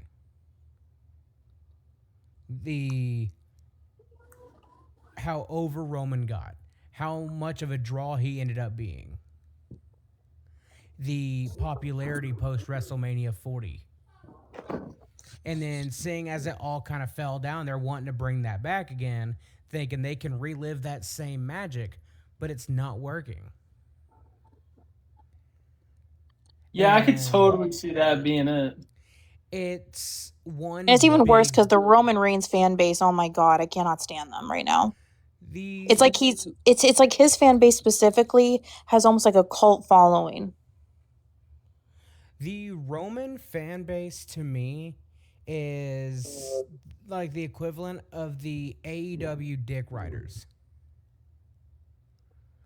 Now, pardon my French on that. TikTok, it wasn't that bad. Just chill out. I've said worse, TikTok. We apologize, TikTok. Y'all know what I mean? It's like those who absolutely glaze every single thing Tony Khan does, even though it could be the worst shit on the planet. But they're still there. That's how I see the Roman fan base. But I did like can't go wrong. What I did like before was Roman and Punk's entrance, and I did like that the fact that WWE acknowledged Miseria Cantar by AFI. I loved Punk's video package with him on top of Allegiant Stadium, and then all of those different pictures of him over the years. And I forgot how blonde he was at one point. Oh, yeah. But I never thought in a million years that WWE would ever let his ROH theme song be played through their speakers. Yes, that was sick. And to hear Miseria Cantar by AFI was amazing. I will say this. I did kind of feel pretty good hearing Roman come out to head of the table. And I think that's when I also know he was winning, because he came out to head of the table. Like his theme song currently, I Am Greatness, whatever it's called, that is good. That one to me feels more of like a Mania entrance theme or a like bigger PLE entrance. Right. But coming out to head of the table almost kind of felt that same quote-unquote aura that it felt like in 21, 22, and so on. I don't know. I once I heard the start of it, I was like, oh, shit. The entrances in night 2 hit. Even the Cody Randy entrances I liked. The only thing I don't understand is why the fan base wants Roman champion again. Do they not remember the last year and a half of him as champion? It doesn't make any sense. And it seems like the fan base all of a sudden is churning on Punk, because once we get to, like, there's been a couple of times throughout this entire thing that they were kind of booing him, and I don't understand why. Like, they boo him because Roman's not there. It's like, that makes no sense. They won't boo Roman, but they'll boo Roman not being there, but they'll boo Punk for the reason Roman's not there, which makes no sense. It's definitely, like, odd. And the fan reactions do not make sense to me whatsoever. It is so... It's weird, because Roman technically was the heel going into all of this, and Punk was playing the babyface role. And it's funny that every time they were in a ring together, They're chanting OTC, but they want him as champion, but then they don't realize that if he becomes champion, they're never going to see him. And then the Monday Night Raws, he's not there. CM Punk will say he's not here tonight, and then the fans are almost like booing and blaming Punk that it's your fault he's not here. But then they won't boo Roman when he actually shows up. But they're mad that he doesn't show up. Shouldn't you logically, if you're mad at somebody for not showing up, shouldn't you be booing the person that's not showing up, not booing his opponent who's actually there on a weekly basis? Shouldn't they be more appreciative of the fact that Punk's there weekly, regardless of what's going on in his life? It makes no sense. And I don't understand the same fans that were like bitching about his 3.5-year run, like the last year of it. They're like the same fans that want him champion. It makes no fundamental sense to me whatsoever. The way that I see it is the people who were clamoring so much to have Roman as champion again are the same people that were bitching about Brock Lesnar being champion in 2017 through 2019. That's It's kinda how I wrestling see it. illusion. Yeah. I just don't It's understand wrestling when all of a illusion. sudden Punk became the bad guy in this situation through the fans. That's Like, how, what did he do that was so wrong? That's unfortunately I don't get why it is, but that's the like uncertainty amongst the crowd. You can be as over as could be, but at the flip of a switch, they will turn on you quicker than anything.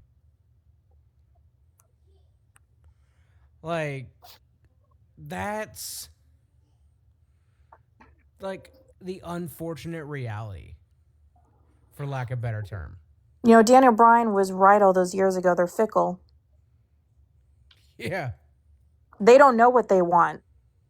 The ones that actually go to the show and the IWC don't know what they want. They think they do, but then when they get what they want, they bitch about what they wanted. Yeah, I ended up deleting Twitter off my phone during Oh. WrestleMania. See, here's the thing with me, like if and this is why I prefer the fans of the Ruthless Aggression and the Attitude Era. Yeah. Because if this exact story between Roman and Punk was played out in front of the Ruthless Aggression era fans and the Attitude Era fans, who are those fans going to actually boo? I'm genuinely asking you guys, like who are they booing and cheering for? One, like, honestly, Like the like thing like is with those kind of fans, like the Ruthless Aggression, Attitude Era, even some of like the early PG era, like those are the fans that see completely through bullshit. right, and that's why I said like those were to me those are the real wrestling fans that actually knew what they're supposed to do at a show. They get it. They play the roles the way their roles were supposed to be played. If this same story was played out in front of those fans would have been cheering for Punk and booing Roman. Because they want the guy that's going to show up and wrestle for them every week, not the person that's going to show up once a century. You know, it's like Attitude Era fans and Ruthless Aggression Era fans did not like part-timers. And there really wasn't part-timers back then, which is why that time frame was so glorious. But Glorious. Sorry. it's like I don't understand the fan base, the same fan base that was bitching about AJ Lee being IC champion because she's a part-timer, are the same fan base that wanted Roman as champion, but he was going to be a part-timer. Yeah. And it just makes no sense that people want Roman Reigns champion so badly, but realize they're never going to see him. And then I will see, like, I saw so many tweets that said he's going to make the championship relevant. How? By not being there? So you want him as champion just for him not to show up. That's what you want out of a champion. Relevant beforehand. it's It just really weird. was. It's just weird. It's like you think that's going to make a title relevant by winning a title and not being there. That's going to make a title relevant in your eyes. Not what Punk was doing with it. Punk defended that title more in 6 months than Roman did the last year he had it.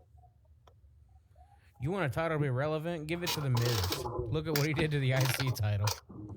Yup. But You know what I mean? That's just really awkward. no, I get that completely.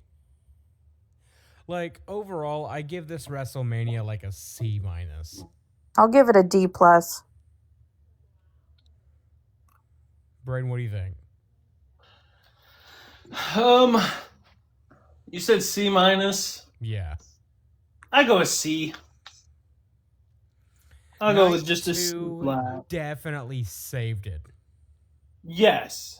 Night 1 felt like a glorified pre-show. Saturday's main event, I swear. And even that might be too much of a compliment. It just did an injustice. It had the ingredients. Like, it had decent matches, but they were so short, and they were just so, I don't know, the main event was so messy, and You guys keep talking. I'll be right back. Hold on. You're good. I shouldn't watch the end of a WrestleMania match and think, that's it. yeah.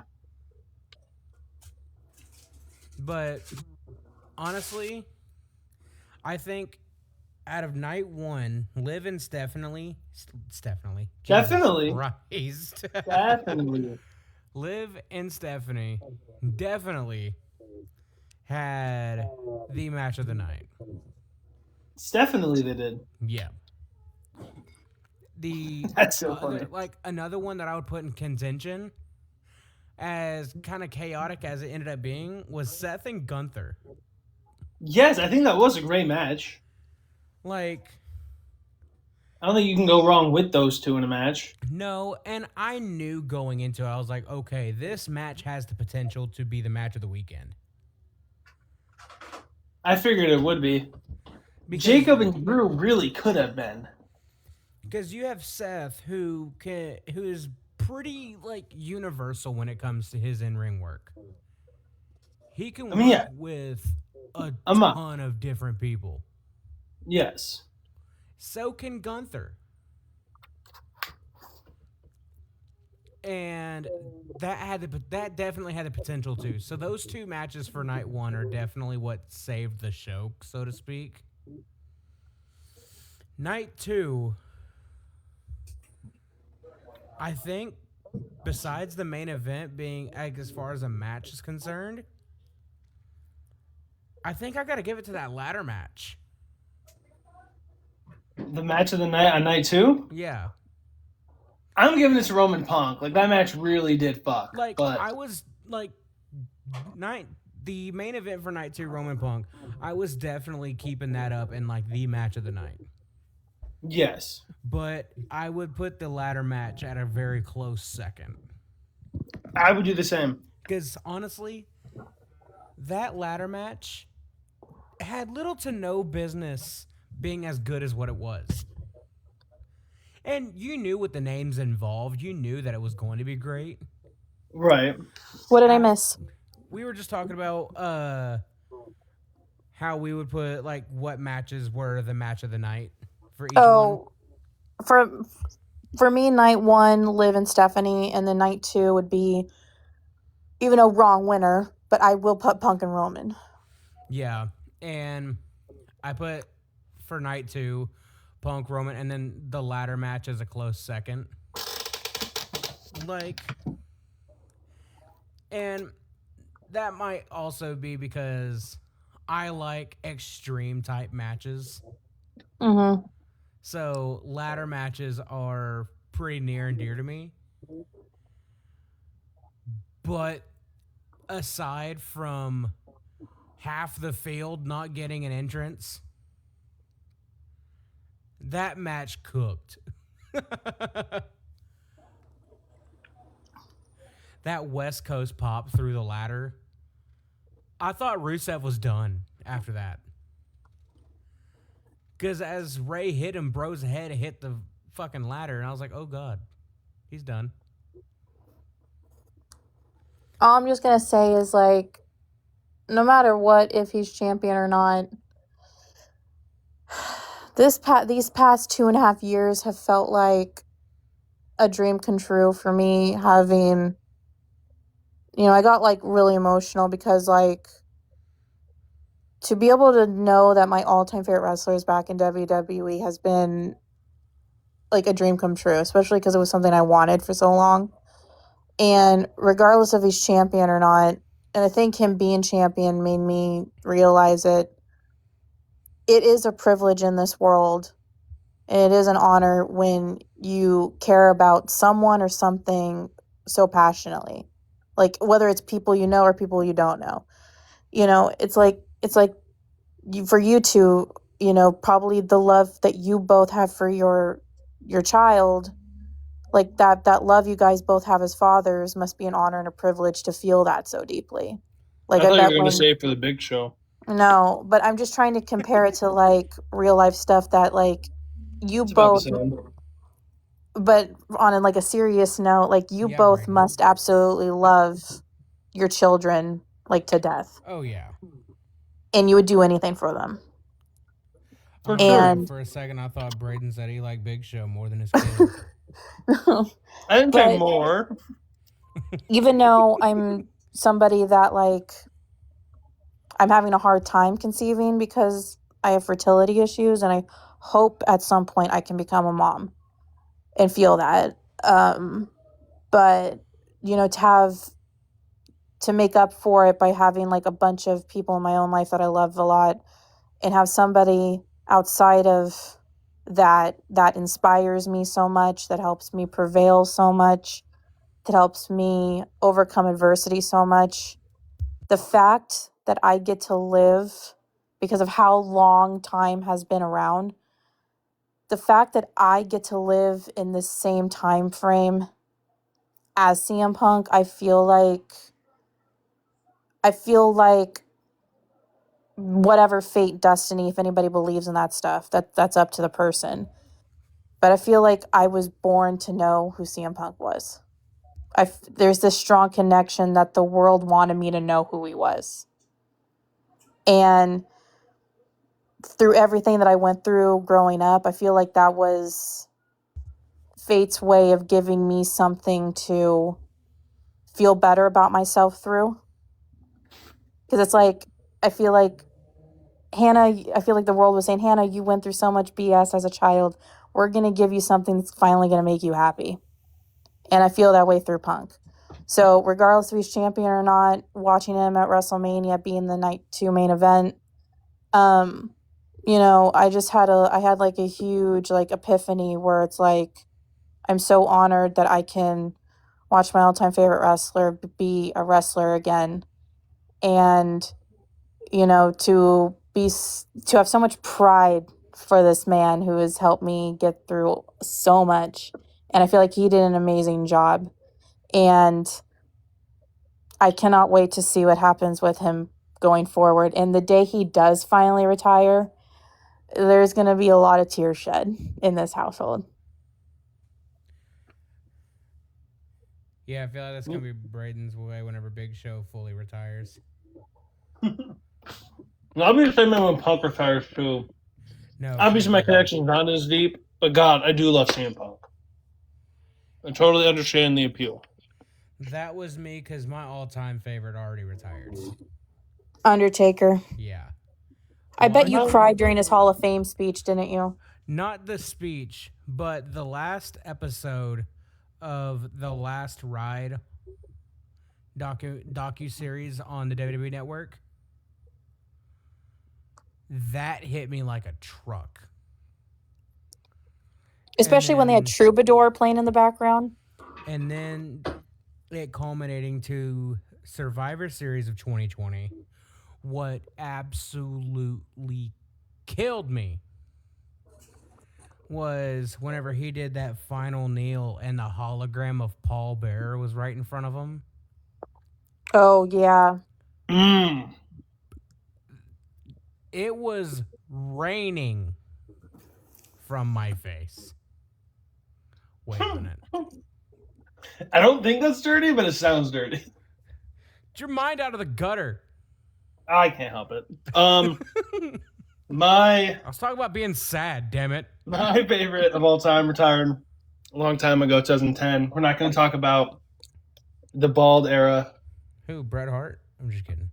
But before I really knew like what was going on. Like I didn't know as much, but definitely got sad when Sean retired.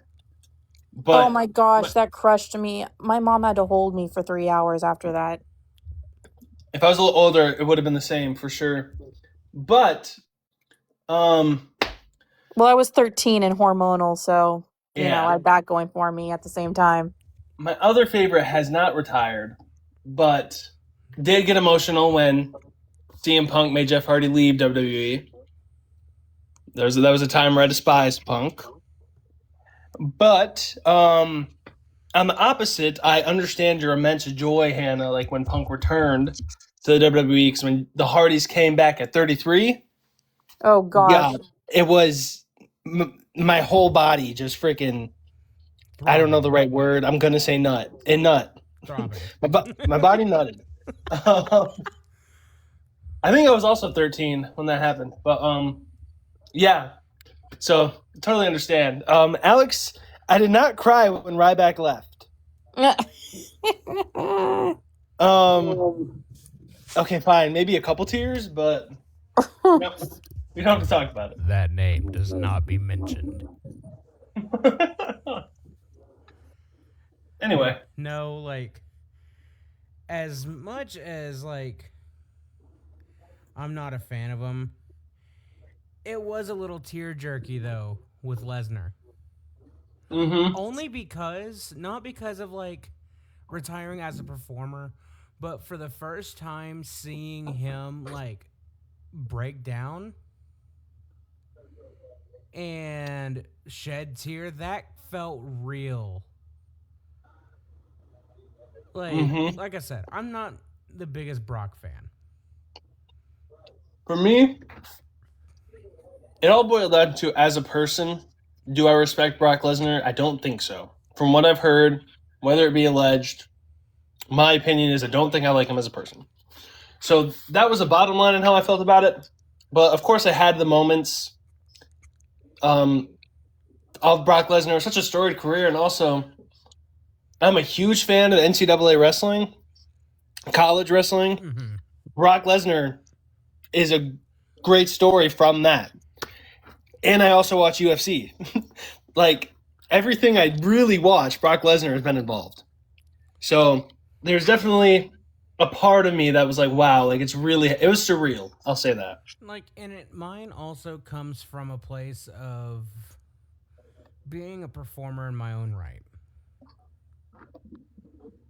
And seeing how real it is to somebody whenever they finally call it, and kayfabe is thrown out the window and you show your true colors in the middle of that ring. You lay your heart out. As a performer in my own right, that's what hit me. It's like, fuck the cameras. Fuck the characters. This is a legit human being. A great one, that's questionable. Yes. But at the end of the day, that's a human being. But Right. It's like with guys like Brock and Taker, it's different because from Cena, we've seen the human side of Cena so many times throughout his career. With Shawn, we've seen the ups and downs with Shawn. We've seen the emotionalness. It's different with guys like Brock and Taker because we've only seen them as characters for the longest time. So it hits different when that kayfabe is finally broken from them. had Undertaker would have shed tears Survivor Series 2020, oh, I don't think I'd be sitting here today. Mm-hmm. I'm not even going to lie to you. Yeah. Like, and that's kind of a way that I am if we would have had like an official, like announced retirement or a big retirement of some sort for my first favorite wrestler, who's my second favorite, Kane. Oh God. Like we said with Brock. Person, questionable. But Kane is what got me into wrestling. Because I really gravitated towards like, oh wow, he just threw his arms out and there's flames everywhere. That's pretty sick. Why is he doing that to that casket?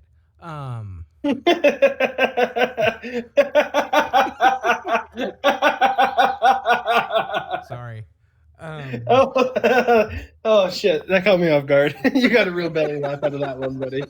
Woo! But no, like in all seriousness, though, it's like as a young kid, I seen all the flames and I seen the theatrics, and this was before I knew the difference from character and reality. Right. I thought that was legit him. Doing that to that casket? I mean, you never know, dude. Yes, totally. Yes, I understand. Growing up, I didn't know that it was a planned spot when Shane McMahon and Kane were playing with a car battery. Yeah, I wouldn't say what he actually did. Yeah, I have to fix that because of TikTok. I went and tried that with my cousins. Are you sure? Not just one? I went and tried that with all my cousins. Ask me how many cousins I have. But no, like he made wrestling look cool to me growing up. And so for most of my life, Kane has been my number one favorite. And then I started going back and watching older wrestling and learning more about the product from the start to now. And that's where I really kind of like followed through with The Undertaker. The level of depression I hit when my dad told me that him and Kane weren't brothers. Yes. It's a peak moment. You don't tell kids that shit, bro. Do you know how I knew they weren't brothers? When Kane took off his mask and he looked nothing like Mark. I mean, There's no resemblance whatsoever freaking ever. I don't look anything like my brother. I mean, it happens. I mean, me and my little brother are literally exact opposites. Yeah. He is tall and built. I'm short and look like a Blimphausen. Blimphausen. Seen my uncle for the first time in some years, about a year or two ago. He was like, man, he grew up like a tree trunk, and old Mason over here blew up like a damn bowling ball. I was like, well, nice to see you too, asshole. Thanks. Thanks, Unc. Nah, Alex said Bighausen. I like that. Bighausen. There we go. Bighausen. That's crazy. Is your uncle Jim Cornette? Fuck, I wish. I love Jim Cornette. Shout out to the experience in the drive-through. For all you wrestling podcast listeners, any go to Spotify and Apple Podcasts and go listen to old Jimmy Cornette and his co-host Brian Last and the experience of the drive-through. That is a free plug. We are not sponsored by anything Jim Cornette. So there you go. There's an ad. It's Rambo's uncle. Podcast aside, I have experience in the drive-through, but that's a different. As do I. All right. No, not working in a drive-through, but I mean, me as well, both. Okay, so moving away from the deep cut that we just got into. Thanks everyone for opening up. I gotta fix that because I dropped my government name and I don't do that. Oh yeah, did. okay. I already told everybody what your name was. I've been outing it. Oh damn it! Yeah.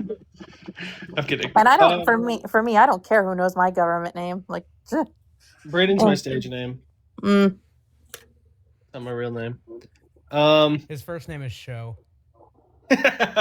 Show ball.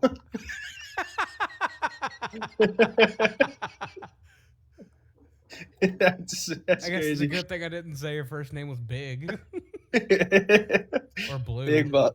My last name is Ball. I've heard all the jokes. Trust me.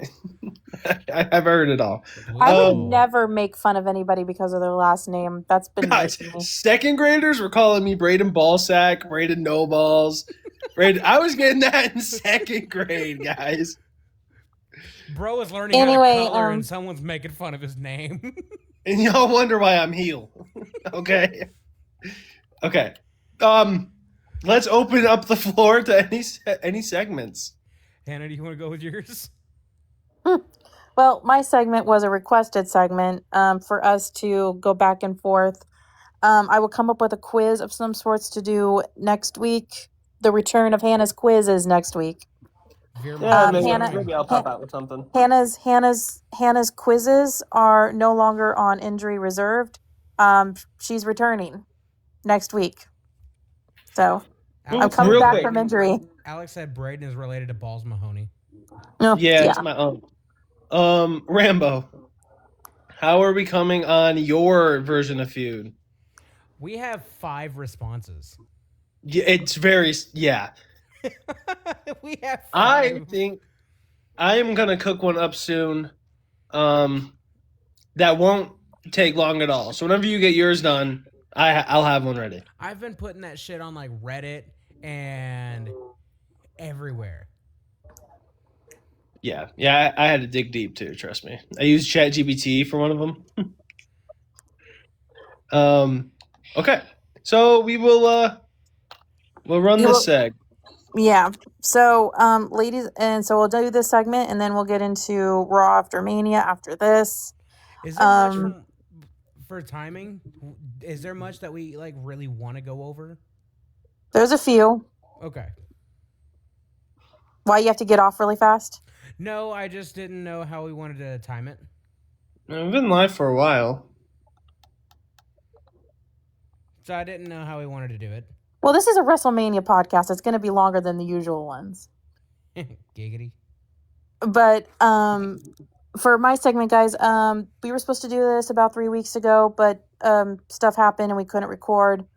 So on my segment, we are all... So the last segment we did that was WrestleMania related, I had everybody do their top 10 favorite... what they considered the top 10 greatest WrestleManias of all time. So if you want to go back and listen to our previous episode of our podcast, you can hear that segment. Now this one, because I wanted to give Rambo and Braden and even myself a little bit more time, this is our top 10 favorite WrestleMania matches of all time. Hell yeah. And since this is like the segment that I come up with, it's only fair that I go last. So I thought you were about to say first. No. It's only fair. I always let people go first, always. So Braden, do you want to go ahead and start us off with your number 10? Sure. Youngest to oldest, there we go. There we go. I am the baby ball. So my number 10, and again, this was a hard list to narrow down. I wrote down, I can't even tell you the amount, just all my favorite matches from Mania, all ones that I like, and kind of just put them on a list. So number 10 is Kurt Angle versus Brock Lesnar, WrestleMania 19. Hell yeah. It's got everything that I like in a wrestling match, and there's different types of matches. This is just one of the matches I like. One of the types of matches. Like, besides the Shooting Star Press. Yes, which was crazy. But also, part of that, not even just that move, just the recovery from it, from both guys working through that. Alex, shut up. Is great. And that overshadows the match, but it was a great match. So that's my number 10. Angle Lesnar, 19. All right, Rambo. My number 10 is from WrestleMania 20, Kurt Angle versus Eddie Guerrero. Boo. I don't think I need to say anything more about that. Hannah? No. Okay, so my number 10 is from WrestleMania 30, and it's the triple threat between Batista, Randy Orton, and Daniel Bryan. Batista. Fuck yeah. Batista. I'm glad you caught that too. Batista. Batista. I gotta go through and get all the fucked up names that Hannah said. Vageder, Sporticle, Batista. Put them all into a compilation. Guys. Get this. Vageder and Batista sat down for a game of Sporticle. Oh my god, I am so sorry. Batista. Jeez. Sorry. Sometimes I do that sometimes, okay? Anyway, I feel like that was a really good triple threat, and I like the fact that shut up. Daniel Bryan won by making Batista tap out. Who is Batista? I only know Batista. Batista's a wrestler. Who's Batista then? I don't know. Oh my god. I'm just saying the triple threat between Batista, Randy Orton, and Daniel Bryan was awesome. That shouldn't have been as funny as it was. Holy shit. Anyway, I think it was a great match. I know that Rambo prefers the Triple H match with Daniel Bryan, but that particular night. But for me, I feel like the triple threat match is just a hair better. Plus, like the beginning of it with like Randy and Batista kind of, like taking out Daniel Bryan, and we thought he was done. Then it comes back and wins. I just think it was good. I think it was good overall. Like the heel work and the babyface work in that match was spot on, and it's what I like. All the wrestlers knowing their job, knowing their role, knowing their characters, and not doing things that were like out of the ordinary. I think that match is why Randy Orton had such a bad back. Probably. But that's my number 10. Braden? My number 9 is Undertaker Shawn Michaels WrestleMania 26. I know that's slow. Obviously, not a spoiler. We're gonna see the other one on here. But yeah, that one's just lower because the other one is higher. But I mean, we all know that both of those matches are great. My number 9 is WrestleMania 17, Stone Cold versus The Rock. The aftermath of it with the heel Austin didn't work like it should have. But from a match standpoint, that one I think is their best, like, in ring together. Yeah. Next. Hannah! I'm here. I had to take a sip of water, bros. Chill out. Batista. My number 9 is from WrestleMania 19. A WrestleMania I was actually there for, by the way, for some people that don't know. I have Shawn Michaels versus Chris Jericho. To me, that was the match of the night. I know some people can go back and forth between that and Brock and Kurt, which one was better. But I just think Shawn Michaels and Chris Jericho put on an absolute clinic. To me, that type of match is what professional wrestling should be about. And I like the I like the no selling on, not the no selling, but the false finishes and the counters. There was a lot of counters in that match, which I enjoy. And probably one of like some of Shawn Michaels' best Sweet Chin musics came out of that match. Oh yeah. So I feel like a lot of, you'll see a pattern with my top 10. I love the matches where the two wrestlers have excellent in-ring chemistry and it just pops. Alex, stop it. But yeah, I feel like Chris and Sean just together in the ring, they're magic. Before we move on, why doesn't Alex ever get hit with the flag? And it's always me. Why? What did you say? I haven't been hit with a flag yet, but Jesus. Oh. Anyway, but that's my number 9. What's your number 8 bedtime? Do you guys remember that time that Hannah said Batista? Moving on. Your number 8. Go. CM Punk versus The Undertaker at 29. A lot of Undertaker on here, but I think that's widely regarded as one of his best matches. It was in that time period where Taker was getting old but still putting on classics, and you could just tell that Punk was wrestling with a chip on his shoulder. It was just right in the root of everything. Rock, Cena, all of that. And it was a great match. But my number 8 comes from WrestleMania 8. Oh, I see. Wow. Between Roddy Piper and Bret Hart. That's my HMs. The technicality of that was through the roof. Not to mention, I feel like Roddy Piper doesn't get enough credit for what he's done. No. All right, Hannah. Okay, so my number 8 is we're going to go to WrestleMania 23, and I think most people feel like this one should have been the main event. But my number 8 is Batista versus The Undertaker for the World Heavyweight Championship. Who versus The Undertaker?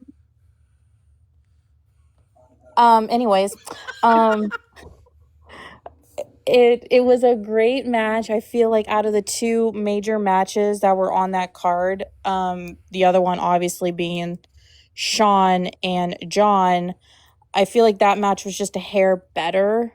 The one between Dave and Undertaker. Dave what? Okay, whenever you said should have main evented, I would have put Kane and Khali in the conversation.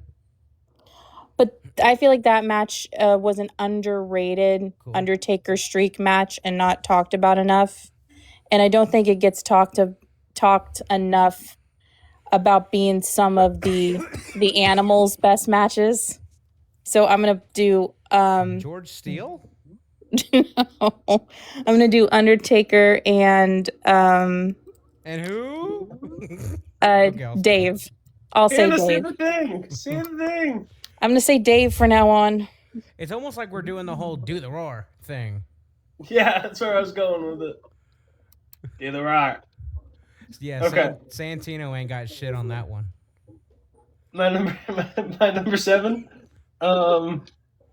is from WrestleMania 20, Eddie Guerrero versus Kurt Angle. Don't think I had to say much more about that.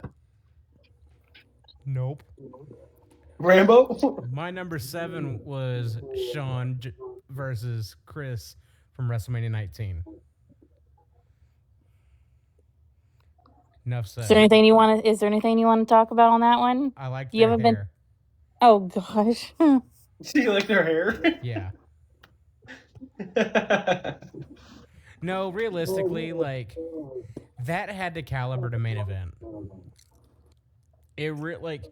Between that and Brock and Kurt, you could have gone either way and it wouldn't have changed anything. Both were great.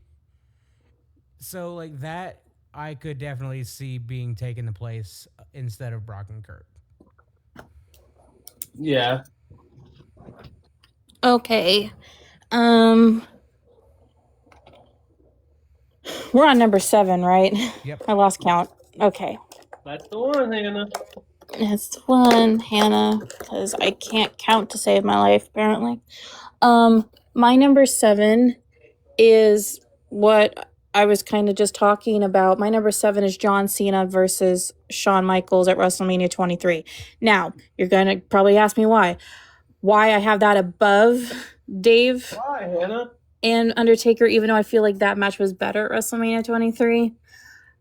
I loved that when I watched that, I had lesser expectations for John and Sean on an in-ring chemistry front. I didn't think that they were going to be well as well gelled as Dave and Undertaker. They surprised me with how well they wrestled together, because Sean to me is like that performer, and he's like a real wrestler. But John is very much like a sports entertainer, but he's also really good at the performance level. I didn't think that two people that were so kind of similar in wrestling style were going to work, because I feel like you need kind of like the opposite from your counterpart in order for it to work. And I felt like two performance wrestlers, two sports entertainer wrestlers, it's going to be too similar.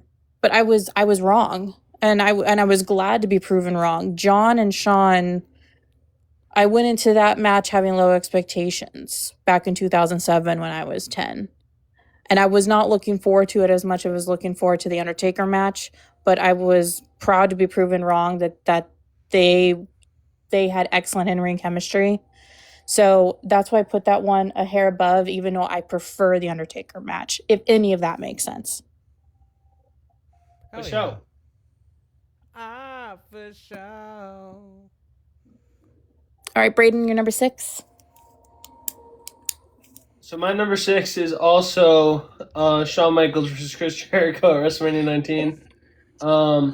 Hannah, I think what you said about it's everything a wrestling match should be.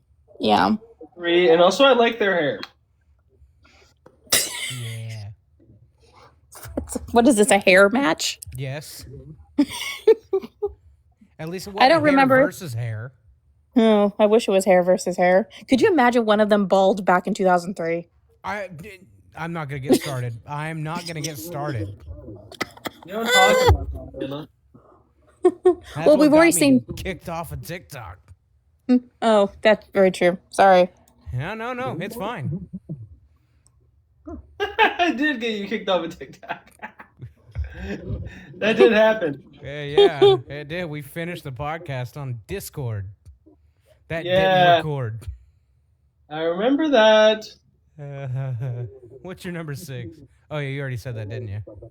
I did. Listen, dog. I'm sorry. Got me started on the whole bald thing.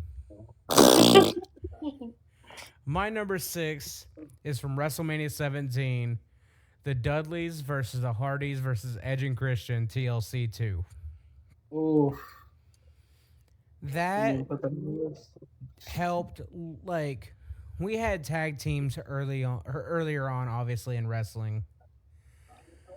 But that definitely helped, like, legitimize tag team wrestling in the late Attitude, early Ruthless Aggression eras. Not to mention, I think that was a great, like, almost like a coming out party for the 3 teams involved. That helped make a name for Edge and Christian and Jeff and Matt. Bubba Ray and Devon already had their legacies following up from ECW. But the violence between the 3 teams, the spots, the chemistry that all 3 have had, fucking outstanding. Mm-hmm. Absolutely. Okay, so my number 6 is a recent one, because it's from last year. The triple threat for night 1: CM Punk versus Seth Rollins versus Roman Reigns, WrestleMania 41. Hell yeah. I feel like out of triple threats at WrestleMania, there is one that is really good, but it's hard to celebrate. But I feel like this one was the best triple threat that ever happened at a WrestleMania. And that's saying something. I feel like Roman, Seth, and Punk all had, again, it's a common theme with my list, perfect in-ring chemistry. That really matters to me in wrestling. I'm kind of old school that way. And I loved one of my favorite spots was it was that sequence of like I believe it was Roman going to spear Punk. Punk steps out, spears Seth. Punk grabs Roman, go to sleep. Seth had enough intestinal fortitude, to quote McFoley, to stomp CM Punk, and then they all fall. That little like 3-second sequence, and the fans are just clapping their hands and cheering while they're all like laid out, was one of my favorite sequences. It was just like going for the spear, Punk, boom, Seth goes, Punk grabs Roman, GTS, boom, Roman falls, and then Punk kind of falls with it. Seth finds a way to get up, stomp, falls down, and then the fans are cheering. And I just felt like that was a perfect sequence. So, and then the ending was, I predicted it, but it was really cool that they actually decided to put Paul Heyman with Seth Rollins, because I didn't think they're actually going to do it. But I knew what the finish was going to be, but I didn't think they were actually going to do it. So that's also what made it kind of cool. Hell yeah. Do y'all want to guess my number 5? No. Okay, copy and paste in your minds everything Hannah just said. My number 5's Punk, Roman, Seth. For all the reasons Hannah just said. So saves me some talking. Thanks, Hannah. Copycat. You're welcome. Mm-hmm. Won't you do your own homework? Yeah. I'll cheat all day. You ain't cheating, you ain't trying, brother. All right. My number 5 is from WrestleMania 28, the end of an era Hell in a Cell match. Triple H versus The Undertaker with Shawn Michaels as the special guest referee. From the violence between the two, but the overarching story between the three of them. Triple H is trying to right the wrong that happened the year prior, where he had Undertaker beat, but Taker capitalized. Triple H was the one to walk out of there, and Undertaker came in as like, I need to redeem myself from that, where he had me, but it almost like seemed like Taker won the battle but lost the war.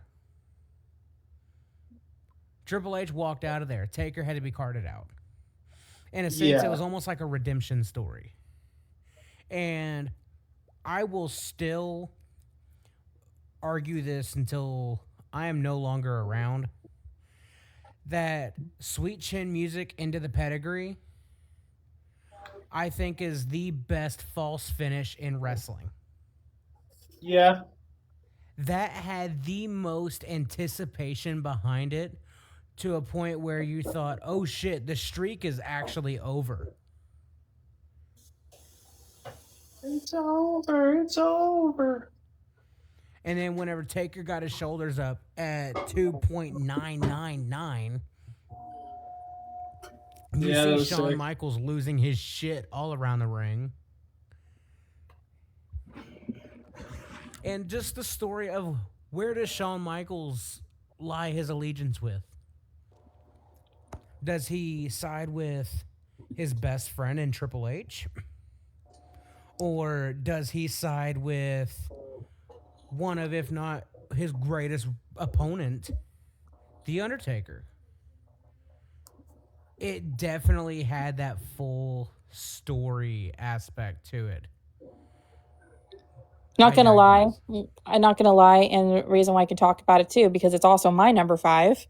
Undertaker versus Triple H, Hell in a Cell from WrestleMania 28 with special guest referee the Heartbreak Kid, Shawn Michaels.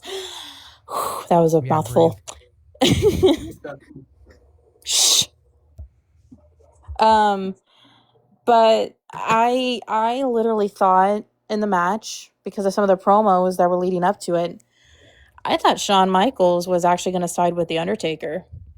He's like, I almost felt like his ego would be like, if I can't beat him, you can't beat him, best friend. There was a part of me that felt is Sean gonna screw Triple H? And I was a little bit worried.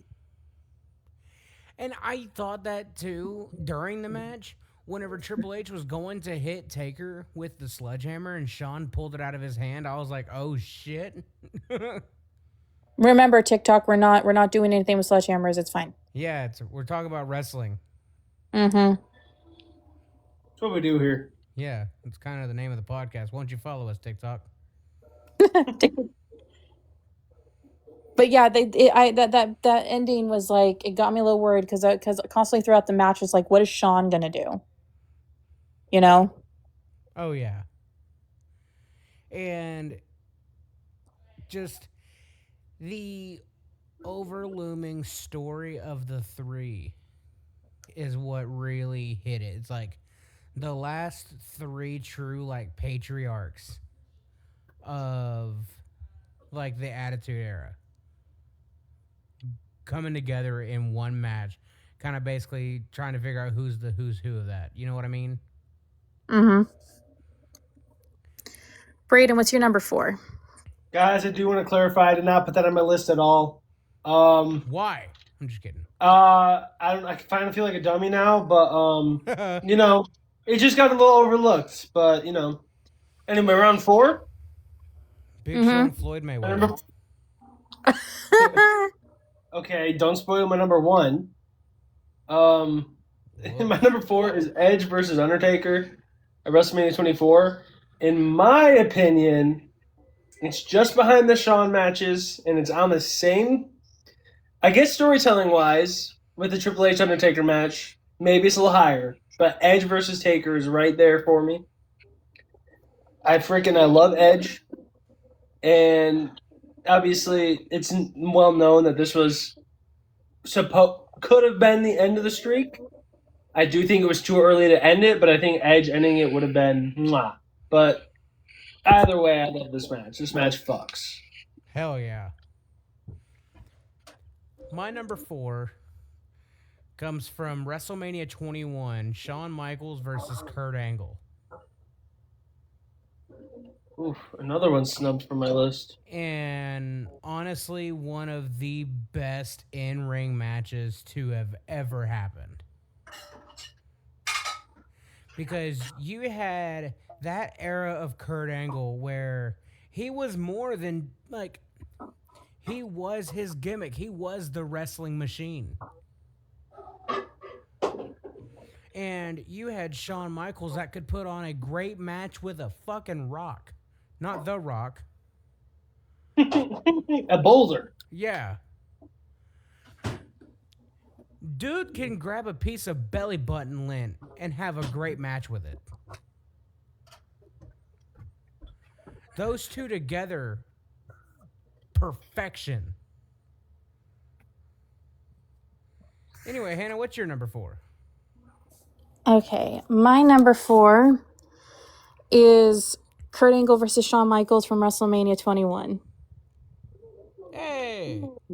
It is as close to perfect as perfect can get between two amazing professional wrestlers. And guess how many stars it has? It did not get a 5-star, which it should have. That to me was the match of WrestleMania 21. It's like, I forget, was that the main event or was it Undertaker and David? No, was it Triple H and was it Triple H and Dave?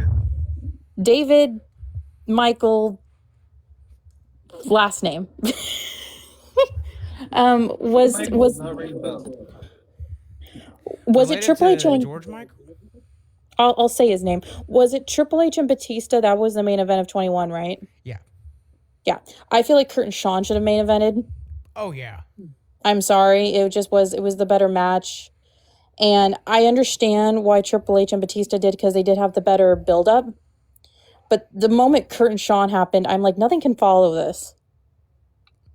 It couldn't. Like no matter what Hunter and Dave do, like they weren't gonna match it. So So yeah, that's my number 4, Kurt Angle and Shawn Michaels. And to me, it's the closest thing to a perfect match I think I've ever watched. Hell yeah. Braden, you're number 3, buddy. All right, I do want to clarify that's another one not on my list. I don't want to talk about it.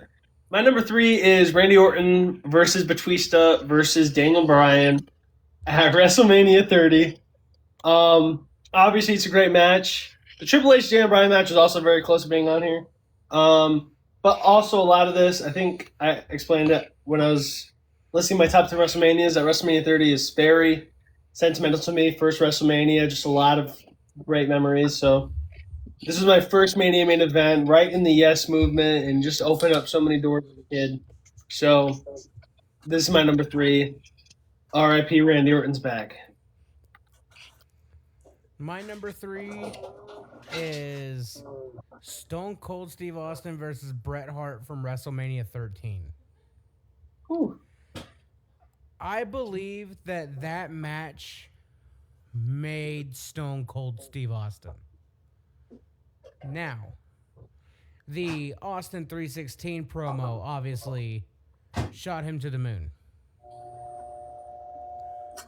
But that match where he refused to tap out, would rather pass out in a pool of his own blood. That match, not just that image, but just the match overall, helped craft Stone Cold Steve Austin into what he ended up becoming. So that's my number 3. All right. My number 3 is a match that usually doesn't ever make Rambo's like top 10 lists, which I always tell him it's kind of sad, but it's always his opinion. I feel like it's a great match that does get talked about, but I feel like it doesn't get talked about enough. I think it partially gets slept on, but I have such high regards for it. And to me, my number 3 is Edge versus Mick Foley, WrestleMania 22. I think that match solidified Edge as a true like main event type star, even though that wasn't the main event. But I feel like that match made me look at Edge as a main event star. It made me want him in the main event of WrestleMania at some point, which inevitably happened 2 years later. I feel like it was one of Mick Foley's best performances. The table spot with the fire was amazing. I still cannot believe that they did that spot. And it was just, to me, it's just one of the greatest, more gory matches that WWE's ever put together. And I don't know, to me, that match was just on like almost like on an ECW level. To me, that was the most perfect ECW-esque type WWE match I have ever seen. Probably close to Mick Foley and Randy Orton from, I believe, Backlash 04. Yep. That's the closest. But to me, when it comes to anything that resembles anything out of the original ECW, I really want to ask Paul Heyman how he feels about that match, if he even watched it. Because I'd really like to know his take of Edge versus Mick Foley and how he felt about it. If I ever interview Paul Heyman, I'm going to ask him about that match. But to me, Edge versus Mick Foley is a chef's kiss. It's in my top 3. I watch it often. It's one of my, and it's literally, it's in my top 5 favorite matches of all time, not just WrestleMania. Hell yeah. Oh, Hannah! What's up? My number 2 is Mick Foley versus Edge at WrestleMania 22. I've said before, I'm sure, I freaking just love this match. Like, it fits in such a certain criteria for WrestleMania, such a certain place, and it I've said it before, but it fucks. I love this match, so I'm glad that's something we have in common, Hannah. My number 2 is what I deem as the first truly 5-star match. It didn't get 5 stars, but damn it, it should have. From WrestleMania 3, Ricky Steamboat versus Macho Man Randy Savage. Oh, yeah. Dare I say, the greatest Intercontinental Championship match of all time. The level of technical wrestling between the two is astounding, and it makes it hard to believe that Ricky Steamboat didn't go much higher than that on, like, the totem pole. Never won a world championship. Never got to main event a big PLE pay-per-view. Help remind people that Ricky Steamboat was one of the greatest in the 80s and early 90s. Yes. And what's your number 2? All right, my number 2, we're going to WrestleMania 17, and we're going to TLC 2, Hardy Boys, Edge and Christian, and the Dudleys. My favorite ladder match of all time, which that's no secret because it's most people's favorite ladder. It's a TLC match, but it involved a lot of ladders. Jeff Hardy tried to go froggy, and it didn't happen, and you can see him get frustrated. And, you know, that spot with Edge and Jeff, holy cow. One of the most iconic images in wrestling. And I just love, in wrestling, Edge's facial expressions, how he sells with his face. Oh, yeah. His face card, when he feels like he's about to, like, pass out from a move, is amazing. Like, he's really good at having, like, that glazed over look in his eyes. I think Edge is one of the most underrated sellers in the business, and I don't think he gets talked about enough in the realm of being a great seller in the ring and selling the moves.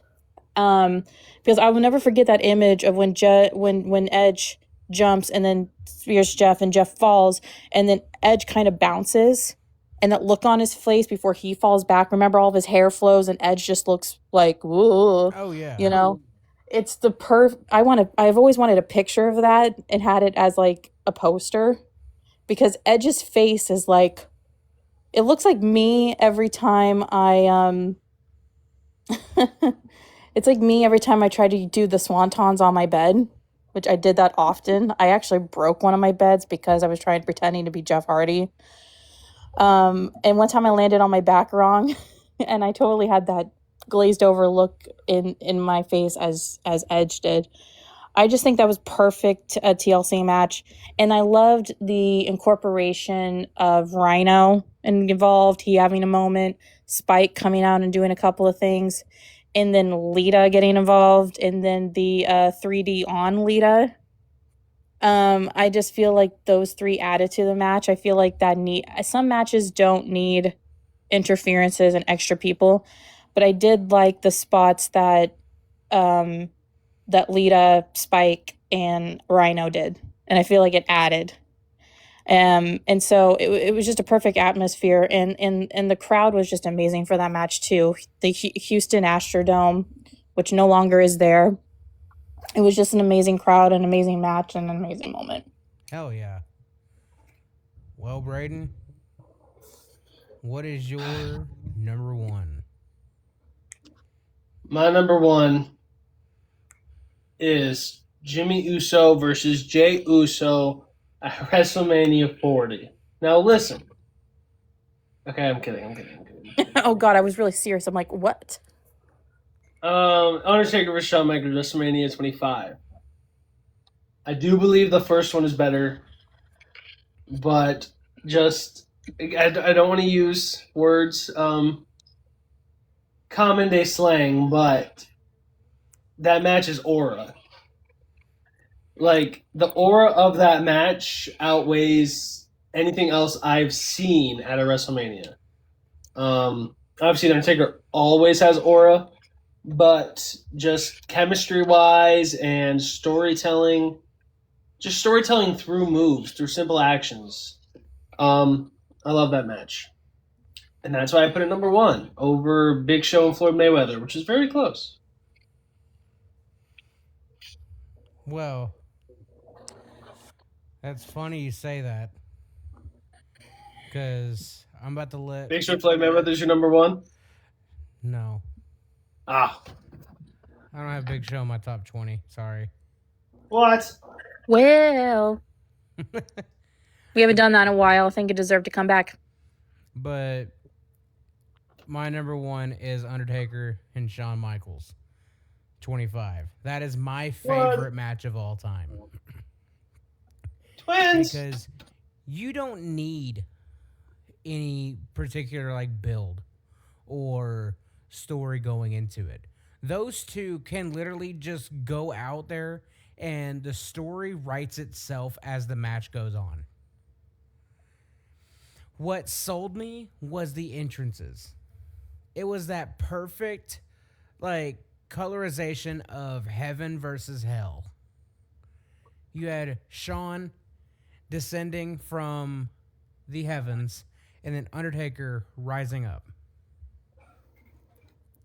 And just the in-ring work between the two. That is the match that I use to get people into wrestling. Somebody that's never watched wrestling before, I always show that match first.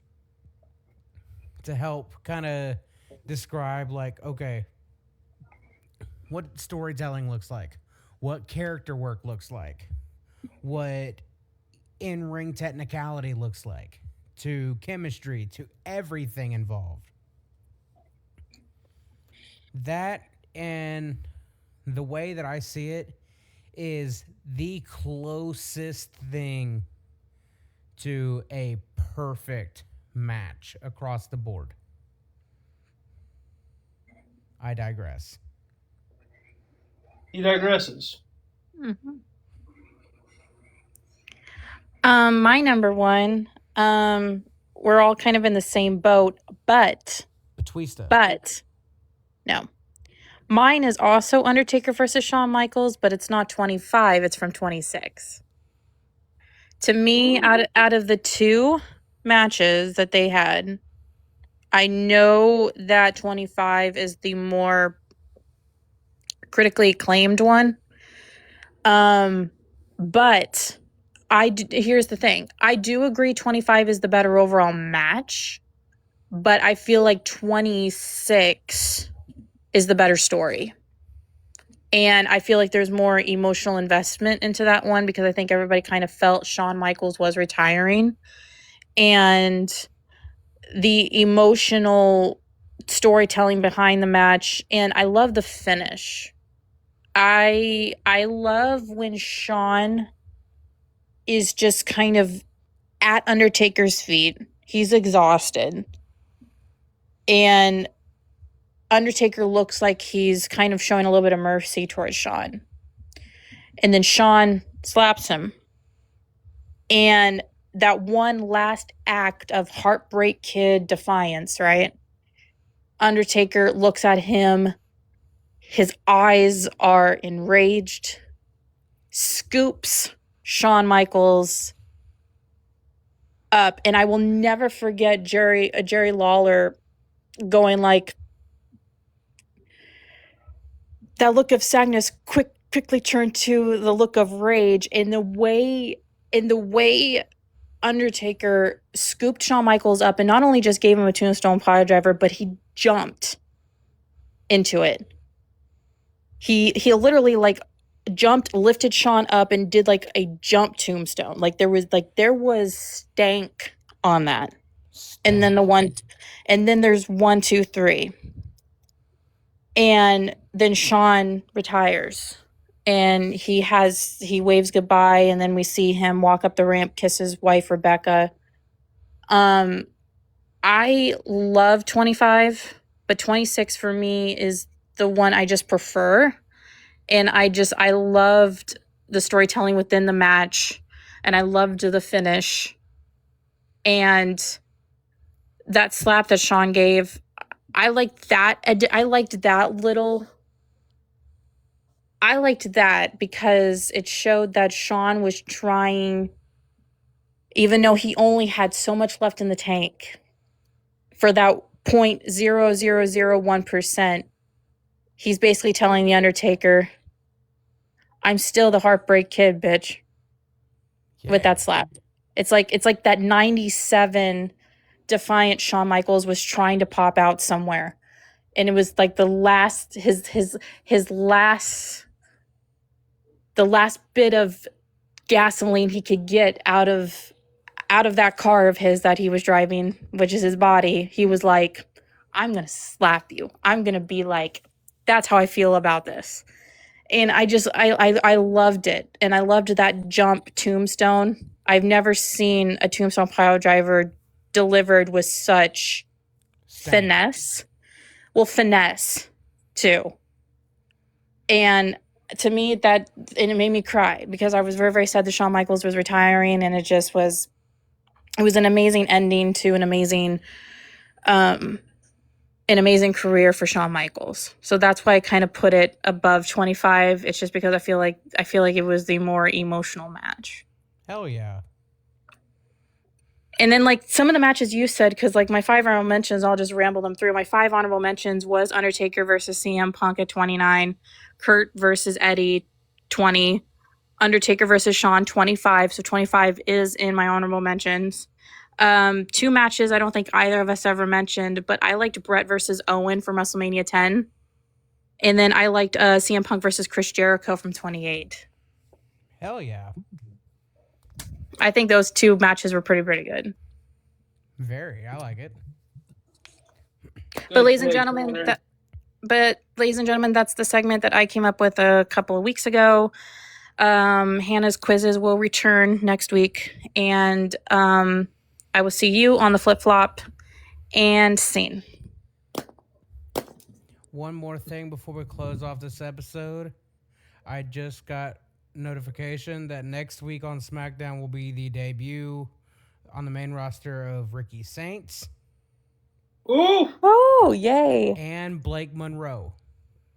Oh, I like Blake Monroe. They got to replenish that SmackDown roster because they completely nuked it. Yeah. That they did. With all the releases today, I think Kairi Sane literally was the only Raw talent. They tend to do that. They tend to get rid of SmackDown and NXT talent more or less than Raw talent. But like I said earlier, props to Apollo Crews for avoiding the budget cuts for this long. Yeah. That dude deserves at least a Medal of Honor. Give him a Medal of Honor because in the 10 years that he was on the main roster, he maybe wrestled for 2 of them.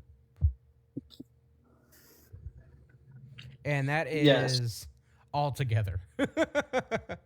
Now, before we do close, maybe we can try to do 10 minutes of it. Is there anything on Raw this past week that you want to talk about? Ethan Page debuting. Great Ethan match Page against Javon Evans. Yeah, I think that was just as good as you can get a debut match. Against a up-and-coming, almost solidified superstar. Javon doesn't lose clean, but Ethan does get the win. I think that's as about perfect as you can do it. Potentially Roman and Jacob at Backlash. Do you know what I noticed at the beginning of the show? Oba Femi did the same promo that Roman did after he defeated Undertaker. Did you notice that? Oh, yeah. But this it was very worked. similar. Yeah. Whenever Oba said, your ruler has arrived, that hit so much harder than this is my yard now. Yeah. Oba is, like I said, one of the most instantly over call-ups that we've had in a hot minute. Yes. Dare I say ever. Dare you say it. I don't think I've seen a call up have this much energy behind him. Everybody does the Oba chant during his theme song. The amount of struts I've seen on TikTok during with Oba's theme song behind it. This is it. And I can't stress this enough. Do not Shinsuke Oba. No. Because I will die on the hill that Shinsuke was the biggest letdown on the main roster. Yes. And what I'm scared of, obviously he's already off to a better start, but I'm more thinking Keith Lee. Oh, yeah. Just obviously size and a lot of similarities, but I'm one of the people that said, and I'm sure many other people said it, as in this is the type of guy you can't fumble. It's the same thing we're saying with Oba. Like, oh, Oba's not a talent you can fumble. And they fumbled him. They made him fucking Bearcat. Yeah. So, I mean, obviously WWE has proven that they can easily fumble guys. And Oba Femi's right up the alley that freaking Keith Lee was. So I don't think they will. They're already off to a better start. Obviously, he retired Brock, but that was my number one thing when Oba got called up that I was worried about. For sure. But other than that, that's really it. Like, those main couple of points. Yeah, I would say so. And Sol Ruka getting called up. Yeah, God, I love Sol Ruka. She's great. That match against Liv was great. Yeah. Oh my God. But Jacob and Roman at Backlash, I'm looking forward to. I'm very excited.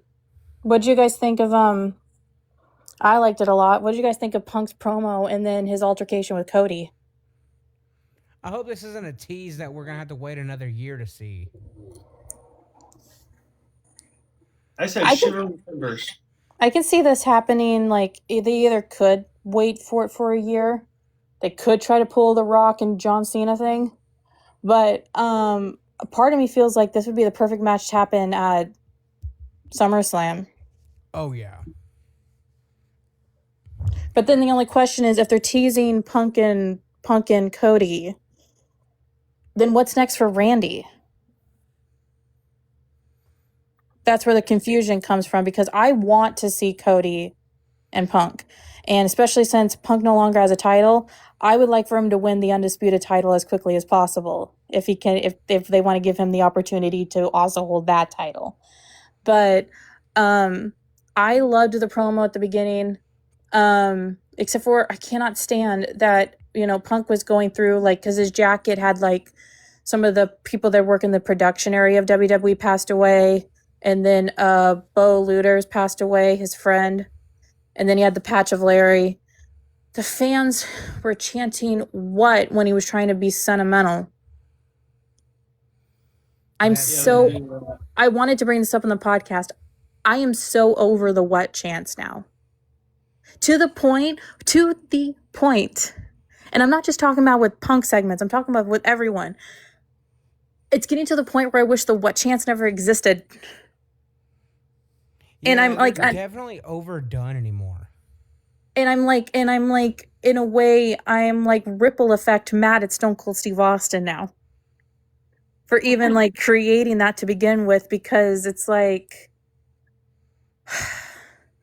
the fact that he said, like, I lost my friend Bo Luders, and then it was like, I found that out in October, and then November, my precious Larry crossed the Rainbow Bridge, and he's getting choked up, and then I hear fans chant what after that. I'm like, can you not read the room?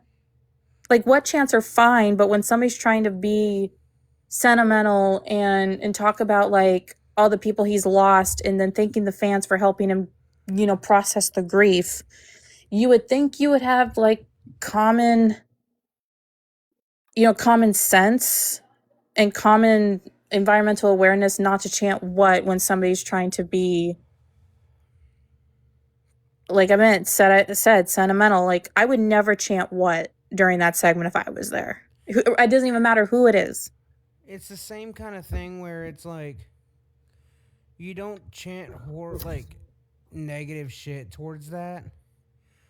Just like respect the boundaries of the wrestlers.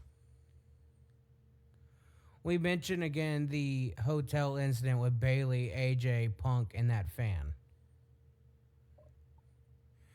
If you watch the video from the fans' footage before Punk slapped his phone out of his hand, you could see Bailey pushing the phone away like, no, get out of here. And he continued. Right. He kept getting closer.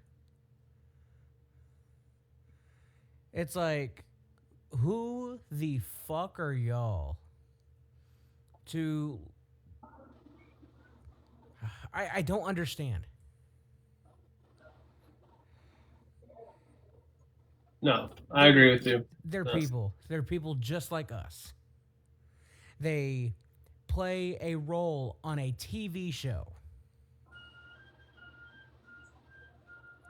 That doesn't give you as a fan a right to follow them around and berate them and stick your phone in their face and all over them. It's the lack of respect from the general public when it comes to wrestling fans that simply pisses me off. And that goes in hand with that promo. It's Punk goes into that promo wearing his heart on his sleeve and fans taking jabs. It's one thing whenever you're taking jabs at a heel or whatever. But Punk's not heel, first of all. And second of all, even if it is, this is serious shit that he was talking about. Mm-hmm. Very serious. We can keep kayfabe alive as long as you want, but to a point, some of that shit has to be thrown aside and see the person behind it. And that's what happens because, like, and, you know, it's weird because, like, it seems like a lot of these people go to the shows just to purposely be annoying. And it's like, that's not what back when I was going to wrestling shows when I was a child, nobody was going to the shows purposely to be annoying. People were going because we were all wrestling fans and we all wanted to boo our favorite, boo the ones we didn't like, cheer the ones we did like. And we weren't chanting stuff just to hear our own voice and to be, like, annoying and trying to, you know, seek attention. You know, it's just the lack of environmental and self-awareness and the lack of sympathy and empathy for things. And I don't know if it's because of the ticket prices. I don't know if it's because of them being disillusioned by the lack of creative being told. But this year's WrestleMania fan base and the ones at Raw were just not it for me in any capacity. And it makes me hope that they never go to Vegas again, ever, for WrestleMania. But a part of me feels like that's not going to be the case. It's just... Well, even to the simple fact of the talent in themselves don't feel 1,000% safe. It's... You're not in character anymore. And you are trying to get to your private area. And next thing you know, you go from being in front of tens of thousands of people to having those same people following you around a hallway or following you all the way up to your fucking room. It's exhausting, I'm sure. I mean, Booker T said that I think before like Stand and Deliver last week, he had like a fan like literally follow him into the bathroom and like film him in it. Oh yeah. Like that's like I would never do that. What? Like that's and ridiculous. I'll say this, and I'll leave it at this, but honestly, this is what makes me kind of understand partially the reason why Hogan wanted his own private like way to the venue, a back way into the hotel, so he's not fucking bugged by everybody. That I understand. And The one Yeah. you know me, I don't agree with Hulk Hogan at all. But that I see why he did it. and the one thing I don't understand is like some of the fan base that says like, well, well, we're the reason why you get a paycheck. And you don't mind cashing in the TKO paychecks, and you don't mind taking like money from the fans. So we're entitled to your personal space because we make you a star. And I hate that mentality. I hate that mentality. The talent has absolutely 1,000% zero influence on the prices of tickets. The tickets are going to go for $10,000 whether Roman Reigns is on the card or Doink the Clown is on the card. It doesn't matter. So that mentality is absolutely abysmal. Well, it's entitlement. That's all it comes down to. Because I've seen that argument too. It's, well, we paid $40,000 for this ticket, so we should get to meet whoever we want to. It's like, I understand. You pay a hefty amount. First of all, you paying $40,000 for a ticket. That's your fault, not mine. Yes. But I get paying a hefty amount. You want to have as many, like, amenities, for lack of a better term, as you can get. There comes a point whenever it goes from being a quote-unquote amenity to being outright fucking creepy. There should be no reason why somebody should have a video of Bayley and AJ Lee hugging in the middle of a hallway. What relevance does that have to you? Zero. Oh yeah, it's just like I just wish people would like be a little bit better. But I feel like this episode of Raw wasn't that bad. It wasn't like the best. The Raw after Mania was better than the Go Home to Mania. Yeah, like I'm kind of glad we didn't like record a podcast like that week because we would have had nothing to talk about. What was that episode? An episode. That's about it. It did not get me hyped for WrestleMania at all. It was a filler show. You do not have filler shows before WrestleMania of all things. And then like that Go Home show made me think of the Stranger Things edition of Raw. Huh. That's the way to put it, yeah. Yeah, nothing about it was Stranger Things. You think it was built to be this big event. And what did it have to show for it? Nah, shit. A kind of decent main event between Braun Breaker and Punk. Remember Punk fell out of his shoe? Yeah. But it was still hanging on by his kick pad? What else did it have? But, yeah, that was just, I remember that episode. It's like, there's nothing stranger about this episode. Yeah, that shit was weird. It was a strange episode. But this is where we wrap this episode up. I appreciate everybody for clicking in, listening, hanging out with us for a few hours of your night. We're now past WrestleMania 42, and we'll continue on through 2026. Hopefully, we have less commercials. Yep. Oh, and to top off this weekend, Demolition finally went into the Hall of Fame. Hell yeah. Here comes the Axe, here comes the Smasher.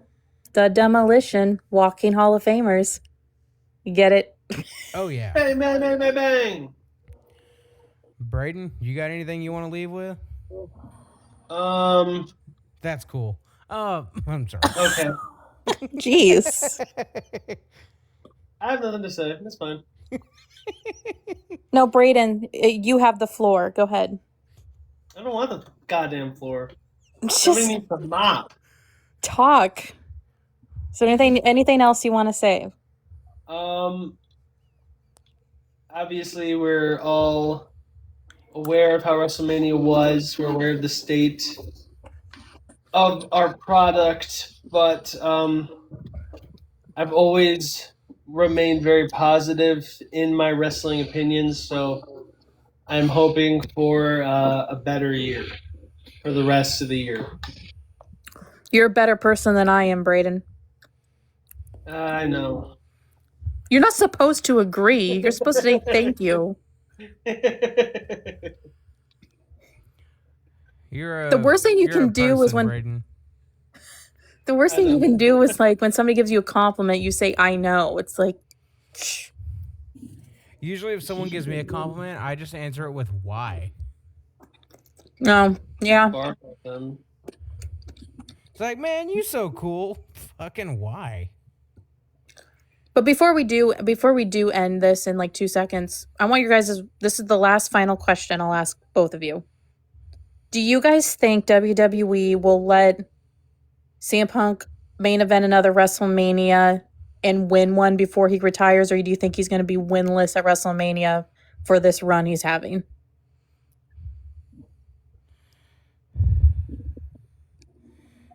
I guess that depends on everything to do with TKO. Yeah, I think if it were up to WWE, I could see him. I don't know about winning. I could see him definitely being in more main events. I think at some point it'll be a story where is he going to get the win? So that's what I think. And scene. Hey, that's my catchphrase. Yeah, Braden. Shut up, dickhead. Hey, that's rude. That's my catchphrase. No, I thought your catchphrase was nuts. Dickhead, nuts, same thing. It's kind of my theme. It's pretty fitting for someone with the last name Ball.